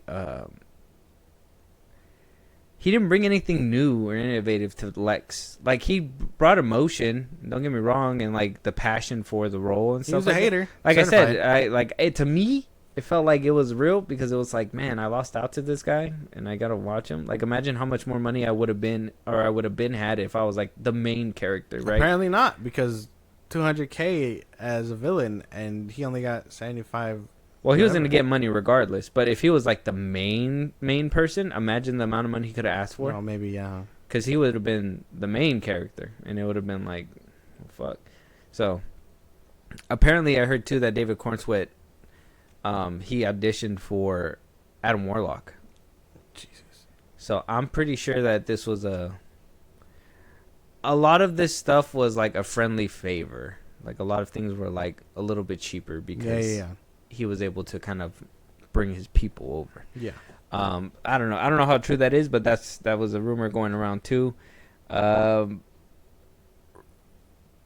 basically it. Him getting arrested for like a second and then being set free, and then never, the government never involving themselves in trying to arrest him again. Seeing him save the day and whatnot, like nobody. That went away so fast too. Right? No military personnel was there to help the citizens of Metropolis to stop the evil Superman, while a pocket dimension was also opening up. Back in 2013, when an alien warship decided to try to terraform the Earth, not only was Superman held at gunpoint as a target at one point, but they eventually started working with him, and by them I mean the U.S. Army, the government or whatever, to save the world. It wasn't just superheroes and super people. We had people saying that men are great. Yeah. What, exactly. I don't know. They just didn't do anything. And then for them to be like, oh, Superman's story and plot needs to have him saving people because that's what people need. It's like, shouldn't that just be written in there? Like, does he actually need scenes where like he's saving a dog, a squirrel, a random lady, cat out of a tree? Like, do we need to see all that Doesn't stuff? he essentially save more people by stopping the threat at hand? Mm-hmm. Like, yeah, save who you can, but at some point you gotta know when to let them do their own thing and just focus on the problem. Because he was fucking with that monster way too long. Because he was over here trying to like stop him from hitting the walls and all that stuff, which I understand, but like, why don't you punch him, or why don't you like push him instead of like narrowly putting your back on the window and narrowly doing all this and that? It's like, dude, like my Superman did it for a day and snapped somebody's neck. You can't do it for 3 years and drop a kaiju. That's crazy. That's another thing with the plot, though. The whole city empties out and there's like no stakes. Towards the end, and that's probably something that we're going to discuss too in a second. Oh, okay. Yeah, well, but I'm just talking about plots right now. The plot was just too big. Lex's whole thing, where if the world was already looking at him funny, why'd you break in and get that message out? I'm sure that was the push for the government, but if you already had public opinion turning on you, and a good journalist like Lois Lane could have printed out a story that automatically makes him look bad, why the extra push for that message? And why did we go with that decision in the first place, James Gunn? Like, if he got in the message, what would it like? I wonder what would have happened if it didn't say what it did at the end. Like, right? Because that was one of the main plots. Yeah. And spoiler, like I said, if you haven't watched it, go watch it. If you know, all that good stuff. But one of the main plot and plot twists kind of help nail and then kind of help with like the ending, which I want to talk about this. But like that Superman was sent there to basically rule the world, Basically. right? And get harems. They said it multiple times. Get a bunch of harems. Just doing shit and spreading his seed and whatever. I don't know why that was put in the movie. That it didn't need to be. I don't think that needed to be verbalized. It could have been like rule over them, and we could have just been like, okay, come to our own conclusions. Sure. Yeah. But James Gunn's a little pervert. Mm-hmm. So spread your seed, have a harem. Yeah, like do it to the max. You know what I'm saying? Exactly. And so I understand that was supposed to be one of the plot points where it was like, okay, you're good because you want to be good.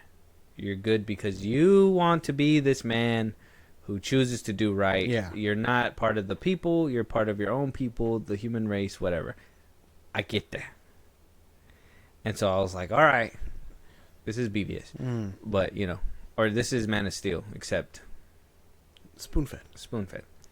And so I was like, okay, I can deal with that. But then that sentiment's kind of echoed with Ma and Pa Kent towards the end of the movie. Yeah. And I can't help but feel like this is the one where like it was left unchecked. Like this is the one where the nail wasn't put in the coffin, and wasn't really helping to seal the deal with that narrative where it's like I choose my people because of a certain reason, right? Like it's like, oh yeah, no, I just choose them because my mom and pa said that they support me with whatever I want to be supported with. And I'm like, well, then are you telling me that if you chose to be evil, they'll just be like, weird that you said that, but I mean, sure, son. Remember, Clark, you're just a farm boy. That's what that's what they would have said, and he would have been like, well, Mom, world domination, spreading my seed. And they're like, well, we'll support you. What can we do? Yeah. It's not like we can stop you, right, Clark? And he's like, no, you can't. please let me live. So, I mean, like, to me, one of the things that I liked about 2013's Man of Steel was that he would kind of go to, you know, he would go to his pa and his ma for advice all the time, up until the point where, like, he would even remember his teachings and be like, and to me, their teachings was pushing him in the right direction. And though I like supporting, and supporting's nice as a parent and knowing parenthood and all that stuff, the point of a parent is to be like, yeah, they sent you that message, but remember, you're a good man. Remember the things that I taught you growing up. Yeah. You're a good man. You can do these things. You can save the world. You could be one of the people, whatever, blah, blah, blah, whatever. Just something that inspires him to want to choose humanity, and that inspires him and shows that these are his parents and that he chooses them because of the humanity that they brought to him, not just because we support you, Clark, make your decision. Like, I had, like, rewatched Man of Steel just because I needed this movie out of my head, but we haven't done a review yet. Why would you scrub it so fast? Because it was such a thing. So what that one does, right, what Man of Steel chooses to do is have his pa tell him, like, hey, yeah, it's scary having these powers, but just know you're a boy, and at some point you're gonna be a man, and you're gonna have to want to choose what man you want to be, because it's gonna change the world or whatever, right? And what the message does from his space parents, the Kryptonians, is essentially tell him like we chose Earth because we knew that you'd be different. You could lead these people into the light. Like, you could be the hope that they strive to be or whatever, which is amazing. Perfect. Chef kiss, right? What this one does is tries to reinforce you that Clark is more human than his Kryptonian heritage. But if he never really cared about his heritage, or that's what it seemed like. Why did he question it at all then? I'm not an alien that came here to conquer. I'm human. I feel. I tell him with that whole ending monologue that he gave to Lex or whatever.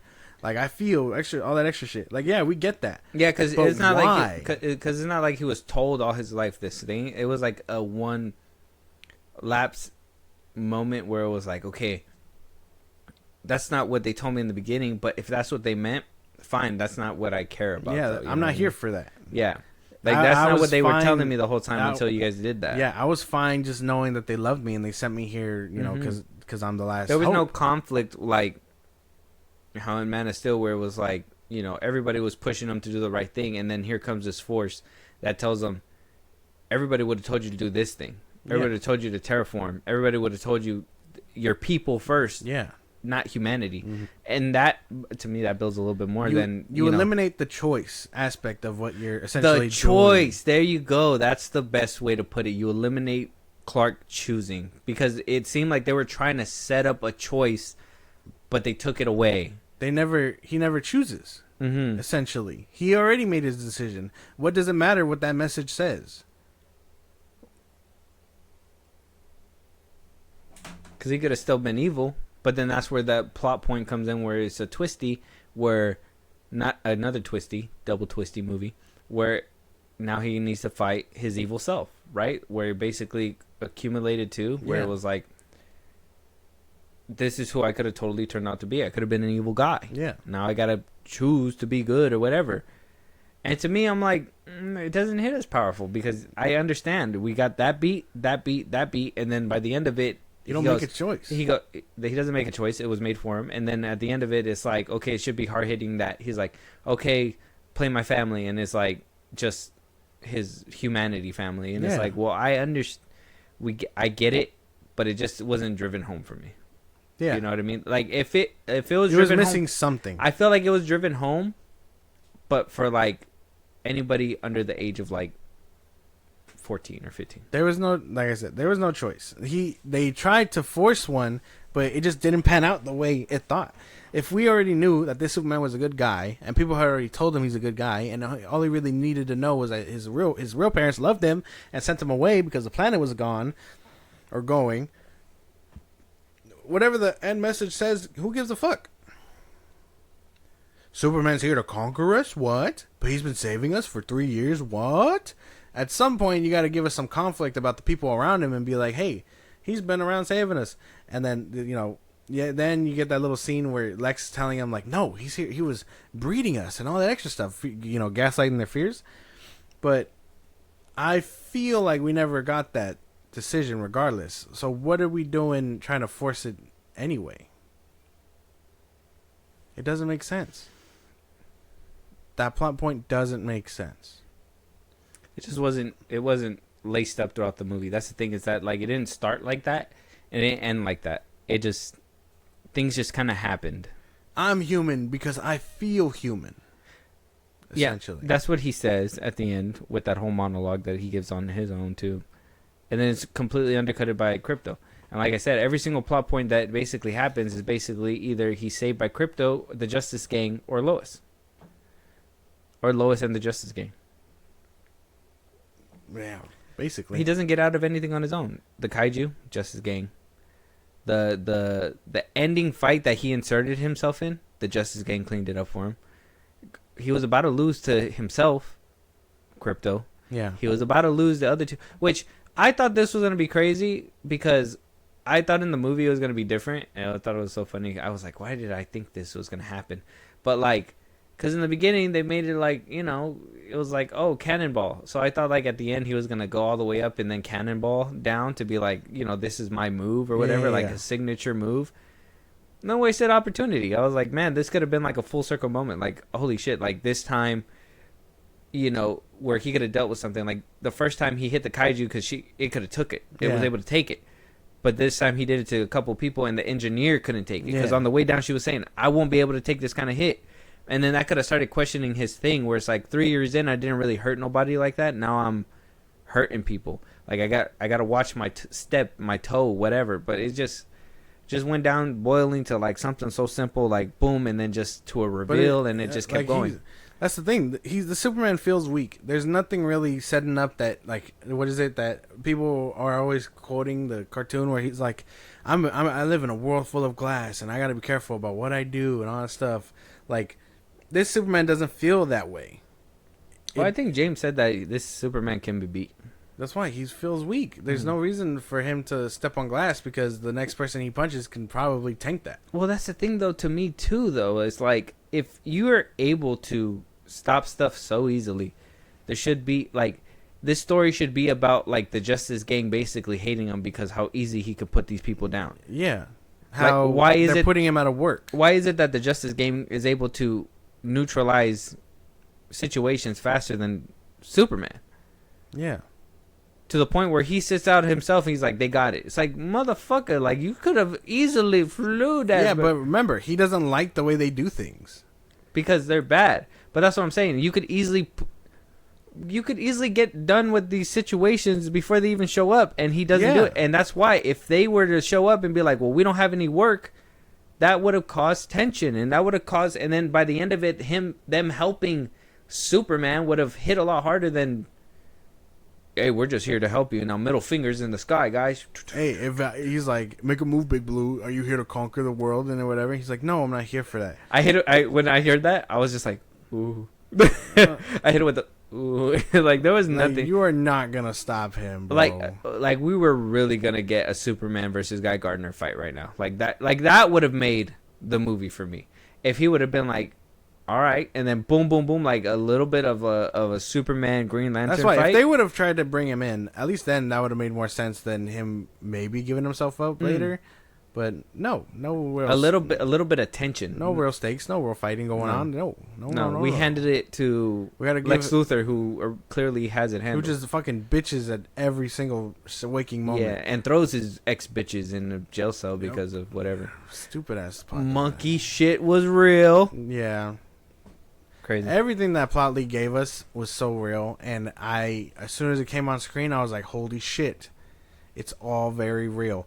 But you're probably right about that whole Superman stuff. He really does not know how to do anything on his own. Yeesh. 3 years in. And we're here. Metamorpho, he had to make a son for him. He didn't do anything other than, be Kryptonite and then save his ass. Mm-hmm. Metamorpho was like a big, like, tease. And for him to only be in, like, a scene was really baffling to me. Like, why wasn't he, like, the one trying to capture Superman the whole time? Kind of like what is it? Like a Spider-Man and Sandman situation in Spider-Man 3 where it's like, I'm doing this to save my kid. Yeah. And Superman's like, you can't do this, though. And, Like, is he doing what he's doing because Lex has his baby? How the fuck did he get his baby? You're motherfucking Morpho. He got outsmarted. It's like, damn, Lex, you're just so fucking smart. You really break this movie down to its core. You can see everything that's going on. And don't just give me that bullshit. It's comic booky. Like, fuck. Think for a second. Fight scenes? I only like the ending one. The baseball park. And then when he fights Ultraman. I didn't even like the Ultraman fight, to be honest. I like the ballpark scene with Ultraman and the engineer. I wish the Baravia one, the Hammer Baravia fight was a little longer, but I guess he was getting his ass whooped for 3-4 plus hours, so it doesn't matter. And we didn't see it though. The kaiju fights was kind of whack. That one was kind of whatever. Mr. Terrific flying on his fucking chair was the funniest thing to me. I was like, I cannot take you seriously with that shit, bro. And then he walks, like, they walk into that Stag Industries building, and he's still wearing it. I'm like, dude, why'd they do that? Fucking ridiculous. I don't know. The fight scenes were kind of whack. It didn't help that the camera was doing what it was doing, but if I had to, I'd give that whole third act fight scene, like, the clip of pretty good score. The fact that I'm so mad that this guy said, we cut that scene out because it wasn't even the shot that I wanted to use or whatever. But it turned out to be the actual money shot where, like, he flips through and then, like, he's going and then, like, it's his face. Yeah. And then he zooms down and it goes to his chest and it's like, Superman. And it's like... It literally looks like the same thing. it's in the movie. He's a fucking liar. No needle drops. That scene wasn't there. Yada yada. You can't believe this man on anything. There's 2 needle drops. The Mr. Terrific fight and at the very The end. one at the end. He tried. He's a fucking liar. You can't trust this guy. He lies. That's it. He's like, this is the first time making a cinematic movie. I did my best. No, apparently not. The fight scenes, yeah, I can't say it. I didn't really. I just liked the baseball one. Like that one was really cool. And then like flying up in the air and him just fucking just. To me, I'm like, dude, you're telling me that the Hammer of Bolivia, or which is the same dude, was basically rocking your shit and making you bleed out in the beginning of the movie, and now all of a sudden you're just able to just tank hits while the nanites are like eating your face? Yeah, that's when your super strength comes in, bro. Is that like where like willpower kind of comes in? I'm like, but I don't know. That If a basic ass human like the engineer can't get past him, and it looked like Ultraman couldn't keep up with him either, and when they started beating on him, he also wasn't budging. There's something in him that I guess can withstand it, unless they forgot to very much have him emote on the way up. We're like, ooh, ooh, ooh, you know what I mean? And we don't hear him because the shit's muffled. Maybe it's a technical error. Maybe he is stronger than he looks, and we're just waiting to see that. And in which case, I don't want to wait 2 more movies to see what he can actually do. Mm-hmm. But yeah, he's weak. He's a weak Superman. Where he's just gonna be like, I've been holding back for 3 fucking movies. Yeah, and it still won't be enough. And he's just punching like through a couple buildings. Mm-hmm. Yeah, I don't know. The fight scenes were okay. They were kind of whack. CGI didn't help it. That's the problem. No. You're right. CGI, the camera work. I think that was all the issue. But here we are. Before we start wrapping it up, Josh, I mean, you want to give us your closer, 1 to 10? You know what? I want to go first because I feel like you're gonna be more negative. All right. And I want to Start positive. Okay. Oh. This is the movie that I was looking forward to, and I had optimism since the very beginning. Yes. All right, and then as time went on, obviously James Gunn's words really Dwindled it. Started dwindling it. Sitting there, I couldn't help but just sit there and think this movie was like even driving home, like I couldn't stop thinking that this movie was just painfully mid. Like, it's just a mid movie. Like, there's nothing moving the needle forward for me. Like, 2013 Man of Steel made me believe. Like, the tagline for Christopher Reeve's Superman was, "We will make you believe a man can fly." Man of Steel made me believe a man can fly. That movie is so just like, the first flight scene is just so magical to the point where you don't know who can top that at this point. And I thought James Gunn taking a stab at it was the point of him taking a stab at it, because he thought he could make something better, something spectacular, something that he can, really say, hey, I'm doing this and Marvel's not doing that. The other DC regime couldn't do this.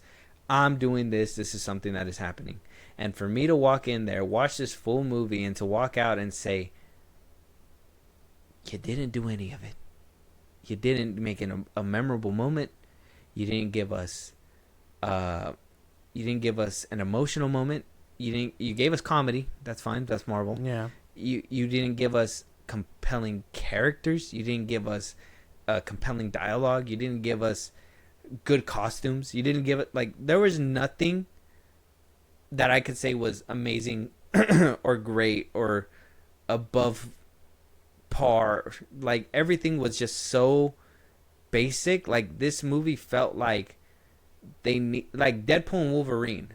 It felt like Deadpool and Wolverine, where like you wanted to play it safe, but also try to give the people what they want. But because you played it safe and played it too safe, you didn't want to take those leaps. And for me, if you play it safe, and the first movie where you should have taken the biggest swing ever and aim for the fences, you taking a medium swing and saying I gotta get 500 million, I feel that in this movie. Yeah. I feel like you guys did not want to take a big swing because you guys were scared of the scrutiny. I feel like you guys didn't want to, go down a certain road because you were afraid that the backlash was going to be too great. Yeah. So to me, they played it so safe that I can only give this movie like a 5. It was a mid movie. There was nothing great about it. I don't think. I do like the chemistry between Corn Sweat and Rachel Brosnahan. I do like some of the comedy, like when it's like that haircut should be illegal, and he's like, "What the fuck?" Like I like that. I don't like them being like, okay, well, some shots he's gonna look skinny, but then other shots, Guy Gardner's fat as fuck. Like it's it's like Vin Diesel's up there or something. Like you're funny. There's just nothing in this movie that stood out that says, hey. We really swung for the fences on this one. You didn't swing for shit. If anything, you wrapped it up because you were scared. Yeah, you played it a little safe. 5 out of 10. 5. Okay. 5 is fair. I think it's a beautiful start to a DC universe. If starting softly so you can build up to something grand is their goal. But if this is something like James Gunn was like, I was swinging and I hit that motherfucker and I can't wait till I'm getting the maximum amount of money, you took more risks with Guardians of the Galaxy Volume 3 than you did with this movie. All right. That's pretty nice, man. I can't say I feel the same. Remember, I'm a movie fan first. Okay. Yeah. I can't say that the movie was completely terrible because there's some things that I did enjoy out of it that I feel like he can build upon if he really has the balls to do it. But if he doesn't, it's just wasted potential. I don't think he does, simply because of the things that he continues to do that hold him back. But anyway, 5 out of 10 for you.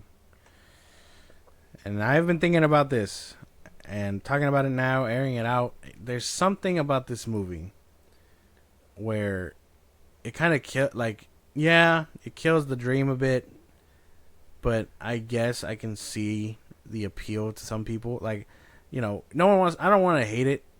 I didn't want to hate it going in. I knew I wasn't gonna love it because it's a James Gunn thing, and I don't really like James Gunn's writing.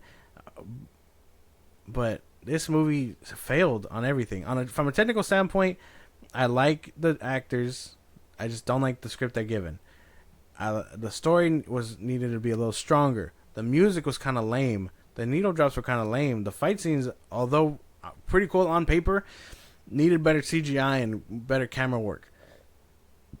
This movie wastes time trying to establish the future while also trying to stay small. And I mean, you can't really do that in your first movie. A lot of people were giving BVS shit because it's the second movie, but at least that movie didn't involve everybody like that. You got Wonder Woman and that was it. Here you got a whole team of people from Superman's side, Clark's side, and Lex Luthor's side. That's a lot of things to juggle in one movie. And not everybody got development. Mm-hmm. Not everybody got screen time. Yep. Not everybody got an important thing to do. Mm-hmm. But you're telling me, bro, 10 years of bitching about Jimmy Olsen and BVS, and the most that you motherfuckers eat up is 2 or 3 scenes of him being a fucking womanizer and using women? Not just that, but also saying that BVS was overstuffed by having Wonder Woman, Batfleck, and Superman all in there, and also just a one scene of an email and having all the metahumans on there. Which is setup and cameo that y'all ate up. That sounds way better than putting full-blown characters in here that don't really do much. Anything. This movie was... Do I hate it? I kinda, because it's Superman. It's like, I like Superman, but not this version of Superman. He's represented right now. It's like another... Yeah, I'm wearing my shirt. I didn't think we were gonna do this today, but not a James Gunn Superman. No. This is comic book Superman logo, but I don't know. It feels like another James Gunn product. Will I watch it? Probably not. I've only seen the Guardians trilogy in total, maybe once or twice. I haven't seen Suicide Squad more than twice. I haven't seen Creature Commandos more than once. Like, I don't see myself watching Peacemaker, you only watched it once. I've only watched it once. Like, I'm not a big fan of this guy and his writing. I feel like it's juvenile. I feel like he's not very creative. I feel like the opposite of what people are feeling, basically. Okay. This is just another one of those things. And if you like it, you like it. I'm kind of glad that my nephews enjoyed it. You know, I wish I could have I like that. it too. That's what I'm saying. I feel like this movie's kind of like, if it's so mid to the point where like the kids are okay with it, and this is kind of like the future of DC. Fine. You're cool with that.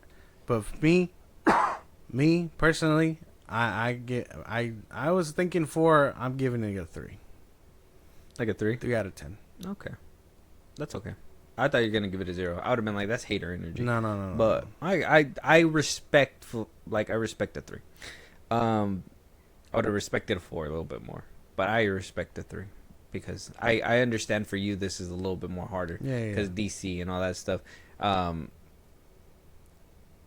always say we're supposed to be film guys here first, but sometimes my brother here, you know, he's a fanboy at heart too, Yeah. and sometimes that gets jumbled up, and I understand, and that's something that, you know, it is what it is. But everybody who's a fanboy should not get their emotions 100% involved, because later on, revisionist history is a bitch, and y'all gonna look back at it and be like, what the fuck? I already caught Josh doing that multiple times. It's okay. It's fine. We all excited for what we're excited for. If you guys like Superman, let us know. Yeah. We're excited for that. But if you didn't, we also want to hear from that too. Obviously, Josh, before we wrap this up though, before we wrap up this review and the birth of the DCU, you kind of touched up on something. The future of DC, right? Everybody's calling out James Gunn, even the Hollywood Reporter, who have been extra on his neck top from being like, I wonder who's writing the Batman, James Gunn. We don't believe you have anybody. Yeah. To them, calling him out for saying that, you know, movies are tired of big CGI smash battles at the end, and at the very bottom of this article takes a quote from what James Gunn says, saying that people have gotten real lazy with their superhero stories, quote unquote. He said, there's a lot of biff pow bam stuff happening. I'm watching acts of superhero films where I'm really just like, I don't feel like there's a rhyme or reason to what's happening.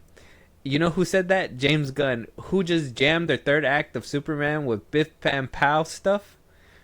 James Gunn. I like the Hollywood Reporter going at James Gunn's neck top This like is this. like Variety going at Marvel type shit. Yeah, like there's something there for sure. The check bounced. One thing that you brought up yourself was you not being able to rewatch this film. Yeah. That's something that I've encountered with James Gunn films. I think the only one that I'm able to rewatch, but not really too much either, and that wasn't even made by him, but produced by him, but made by his brother, was Brightburn. And that's like the closest superhero film that I could probably give James Gunn rewatchability for, and he didn't even make it, but he helped with it. Guardians of the Galaxy, it's very hard for me to watch. I think I've only seen Guardians 3 one time. I've seen the other two about one time. Suicide Squad I've seen a couple of times because I actually was like, okay, his wheelhouse calls for this. You know, ensemble, R-rated ensemble. Yeah. That's his wheelhouse. That's him. Like, if you want to let James Gunn loose, Suicide Squad is where you get full-blown James Gunn. Yeah. And I like full-blown James Gunn when he's not being shy and trying to act like he's some sophisticated person that he's not. You're a dude that does sex jokes and fart jokes. Huh. You're somebody who likes to do this kind of like weird CGI, try to do coolness or whatever. That's your wheelhouse. I'm okay with that. Mm-hmm. Suicide Squad, 2 thumbs up. You're good with me. Then you go and say, hey, I could probably do Creature Commandos. No, you can't. You can't do animation because your writing is just not there. You need more stuff to help you. So the animation is not your wheelhouse, James Gunn. I'm so sorry. Ensembles, yes. R rating, yes. Not animation. I'm sorry. And then you get to Superman, where you got to focus on one singular character. You prove to us that this is not your gig. You can't do it clearly because instead of just focusing on one guy, You had all these other people that you have to focus on. Yeah. It just doesn't make any sense. So Hollywood Reporter kind of slamming him for that one, and you saying the rewatchability, which is something that we just cannot do around here. But him even giving updates about the Batman Brave and the Bold script, as well as saying that the Batman 2 script is great. The Batman Brave and the Bold script, he says he's currently hammering out. Now, we haven't had any updates. I don't know if I'm reaching or what, but we haven't had any updates for the Batman script, but the Brave and the Bold, in a while. I felt like James Gunn was avoiding even talking about that. Now that the Batman 2 script is in, though, I feel like he's not so shy to be like, well, we're doing something. Yeah. So to me, it might be the same thing. I think we are. I think we were kind of on the money. I think we were in denial because we wanted to give him the benefit of the doubt. Yeah. I think if Superman performs well, Batman 2 is his. We're getting Clayface, produced by Matt Reeves. We're getting other stuff that is basically produced, but keeping it on the down low. I'm pretty sure we're seeing how this goes. I hear a lot of people say the chemistry between Corn Sweat and Pattinson are like immaculate, which, I mean, I don't know how true that is. I personally don't see it, but I mean, if other people see it, we'll see how it actually blends together. But I do believe that this movie does good, and him keeping quiet to the point where like he didn't want to say nothing. He was kind of joking around with Matt Reeves in a way or whatever, buddy. I do think that this is probably him waiting to see what Matt Reeves says, and if he doesn't fold into it, he's gonna have to obviously do his own thing. But I think he's waiting for Matt Reeves. Probably. I don't know. I think all this Batman talk is actually it's killing me. Like, why can't they just execute already? I honestly don't care where we're at. Why can't it just get done? You know? James Gunn is pussyfooting because he's trying to keep things on the wraps. Matt Reeves was pussyfooting for almost 3.5 years. Like, we got to get the ball rolling on some kind of Batman. Mm-hmm. Doesn't matter if he's in it, if he's not in it. We've given our opinions on it. I feel like if he's in it, that already eliminates his creative freedom. Like, but he got one movie off before he was stripped away, type shit. Like, that is where we're at, I feel. Okay, so you don't think Matt Reeves and James Gunn would join forces? I hope not, but I can see him being like, "Hey, man, let's just play ball," and then Pattinson can live out his contract. Mm-hmm. That is true. That's something that we're still waiting on, but that's something in the future that's happening. What we do know for sure that's happening, obviously Supergirl has wrapped filming. We're waiting for that to be released. I mean, if Superman was the first stop, if Supergirl is better, and we can kind of see with the direction of James Gunn obviously leading the DCU, but with different directors and tones and stuff, we get better projects. I mean, would you stick around the DC? DCU? Yeah, will that? I will say, yeah. I think I'm Millie Alcock, a Supergirl. She gets a little bit of cameo. I know she's probably supposed to be young and likes to get drunk, and she's not. She's Superman's younger cousin, whatever. But in the comics, Clark is essentially the younger cousin. Does that make sense? She's more responsible. She's supposed to be older than him, but because of the black hole and stuff, she ended up staying young. And obviously, she goes through her own trauma. Because of that. So I'm hoping she grows out of that shit almost immediately, and maybe it's just James Gunn influence. Same thing with the lasso of truth and all that extra shit. Like, I hope Supergirl's good. As long as James Gunn keeps his mitts off it, I think there's a chance. I didn't like her calling Superman bitch. Super shit. Because I didn't like that. I felt like he was a bitch, and then she just kind of called him that, and I was like, dude, I literally turned to CJ. I was like, yep, that sums it up. He's a bitch. He's a bitch. So we have that. Wonder Woman is still under wraps. Apparently, we're getting the Paradise show, but we don't know when. We got the Green Lantern thing coming up next year. Supergirl, Green Lantern is next year for sure. Supposedly, there's a Teen Titans in the works, still being written out. We also got the Waller show. Peacemaker season 2 supposed to be releasing pretty soon too. So we have a few things coming up. Obviously, not everything's exciting for you, but at least we have some DC stuff happening. This movie, it's just more homework. has more things. Has James Gunn? This movie has James Gunn clamoring for a Mr. Terrific and a Jimmy Olsen spinoff for HBO Max. How do we feel about that? The future of DC looks bright, doesn't it? Fuck no.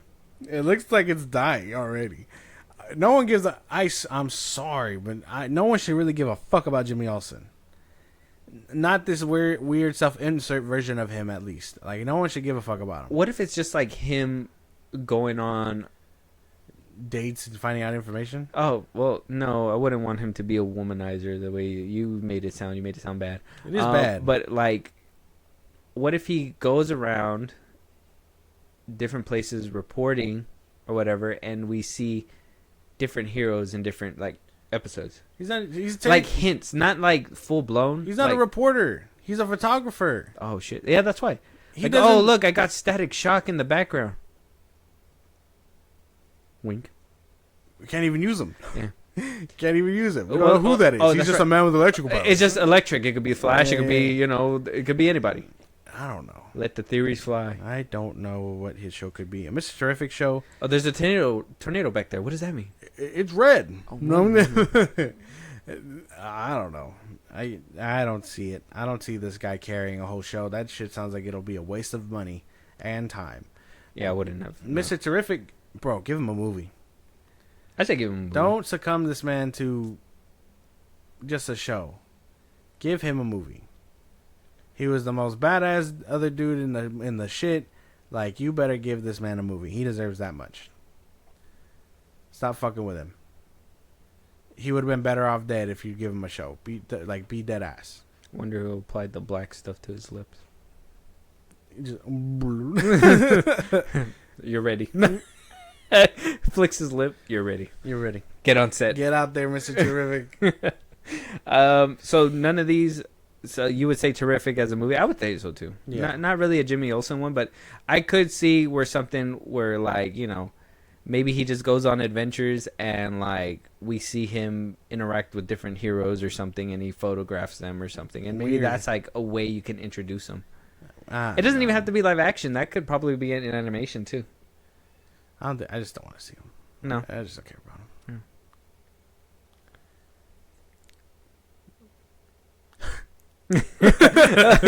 I guess we're done. Yeah, I think that's it. Because there's nobody you want to see a show of, a spin-off. No, not really. Not we're already right getting lanterns out of like Superman.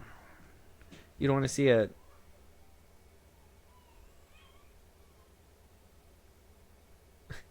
You don't want to see like a. No. Yeah, no. Lex, give me something about Lex, or give me shit. But now that the JSA has more members, not the JSA, sorry, the Justice Gang has more members, just go about them recruiting more people. Real opportunity for James Gunn. He can make a show or a movie about the Justice Gang or whatever, and then at the end of it, it could just be like, oh, it's the Justice Society. Like by the end of it, the name change or whatever, kind of like Thunderbolts, like New Avengers, but instead they actually change it to the Justice Society or whatever, and it's like, boom, we're here, and then eventually the Justice League takes over the Hall of Justice. Yeah, Superman, Batman, the Flash, all these people. Superman just walks in there, he's like, this is mine now. Yeah, I'm chosen to lead because I'm the big honcho, and Batman funds or whatever. Because eventually they're gonna have to ditch Lord Tech. What's his name? Lord Tech. I gotta also say, isn't Cornswell Superman just a little bit of an asshole too? I was thinking about it when he said that. When he had said, before we close it out, and we're almost done. When he got the dude from Bolivia, and he was like, "Well, I took him to the desert. I'll put his back to a cactus." He's like, "It didn't hurt that much." I'm like, "How would you know?" You wouldn't be able to feel those pricks. Yeah. You prick. No. Yeah. Like, I mean, kind of, right? I feel like it was a little bit of it. Isn't that kind of being like an asshole? A little bit of an asshole. I don't know. Let us know you guys' thoughts, though. The birth of the DCU is here. David Cornsweet seems to be your new Superman. We'll be keeping a close eye on the box office right now. If you look on Box Office Mojo, it's only made $7. What the fuck are we going to do with $7? Warner Brothers is like, shit. James. Apparently, it's doing really strong. Obviously, they're doing everything to spin it as great as possible right now. I feel it's really doing, in my opinion, as great as they're making it sound. I would totally say that, but it sounds like they're trying to save a little bit of face right now. It's not looking too good. So hopefully it crosses that. Fantastic Four is around the corner. Let us know your guys' thoughts on the birth of the DCU. What do you guys think? What kind of spinoffs you're trying to see? Is there any DC world building within this movie that we probably missed, that we just probably did not think of because of how sour we are? Yeah, sour, right? Sour grapes. With that being said, though, any topics that you guys want us to talk about, any movies you want us to review, you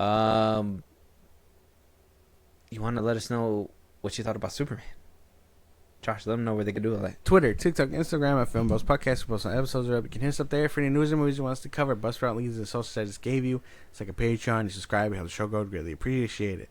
Listen to us anywhere you get your podcast at FilmBros Podcast, Spotify, YouTube Music, Apple Podcast. Be part of the conversation. Twitch at FilmBros Podcast. And when it's all said and done, subscribe to our YouTube at FilmBros Podcast. And with that being said, talk to you guys on the next one. Talk to you guys later.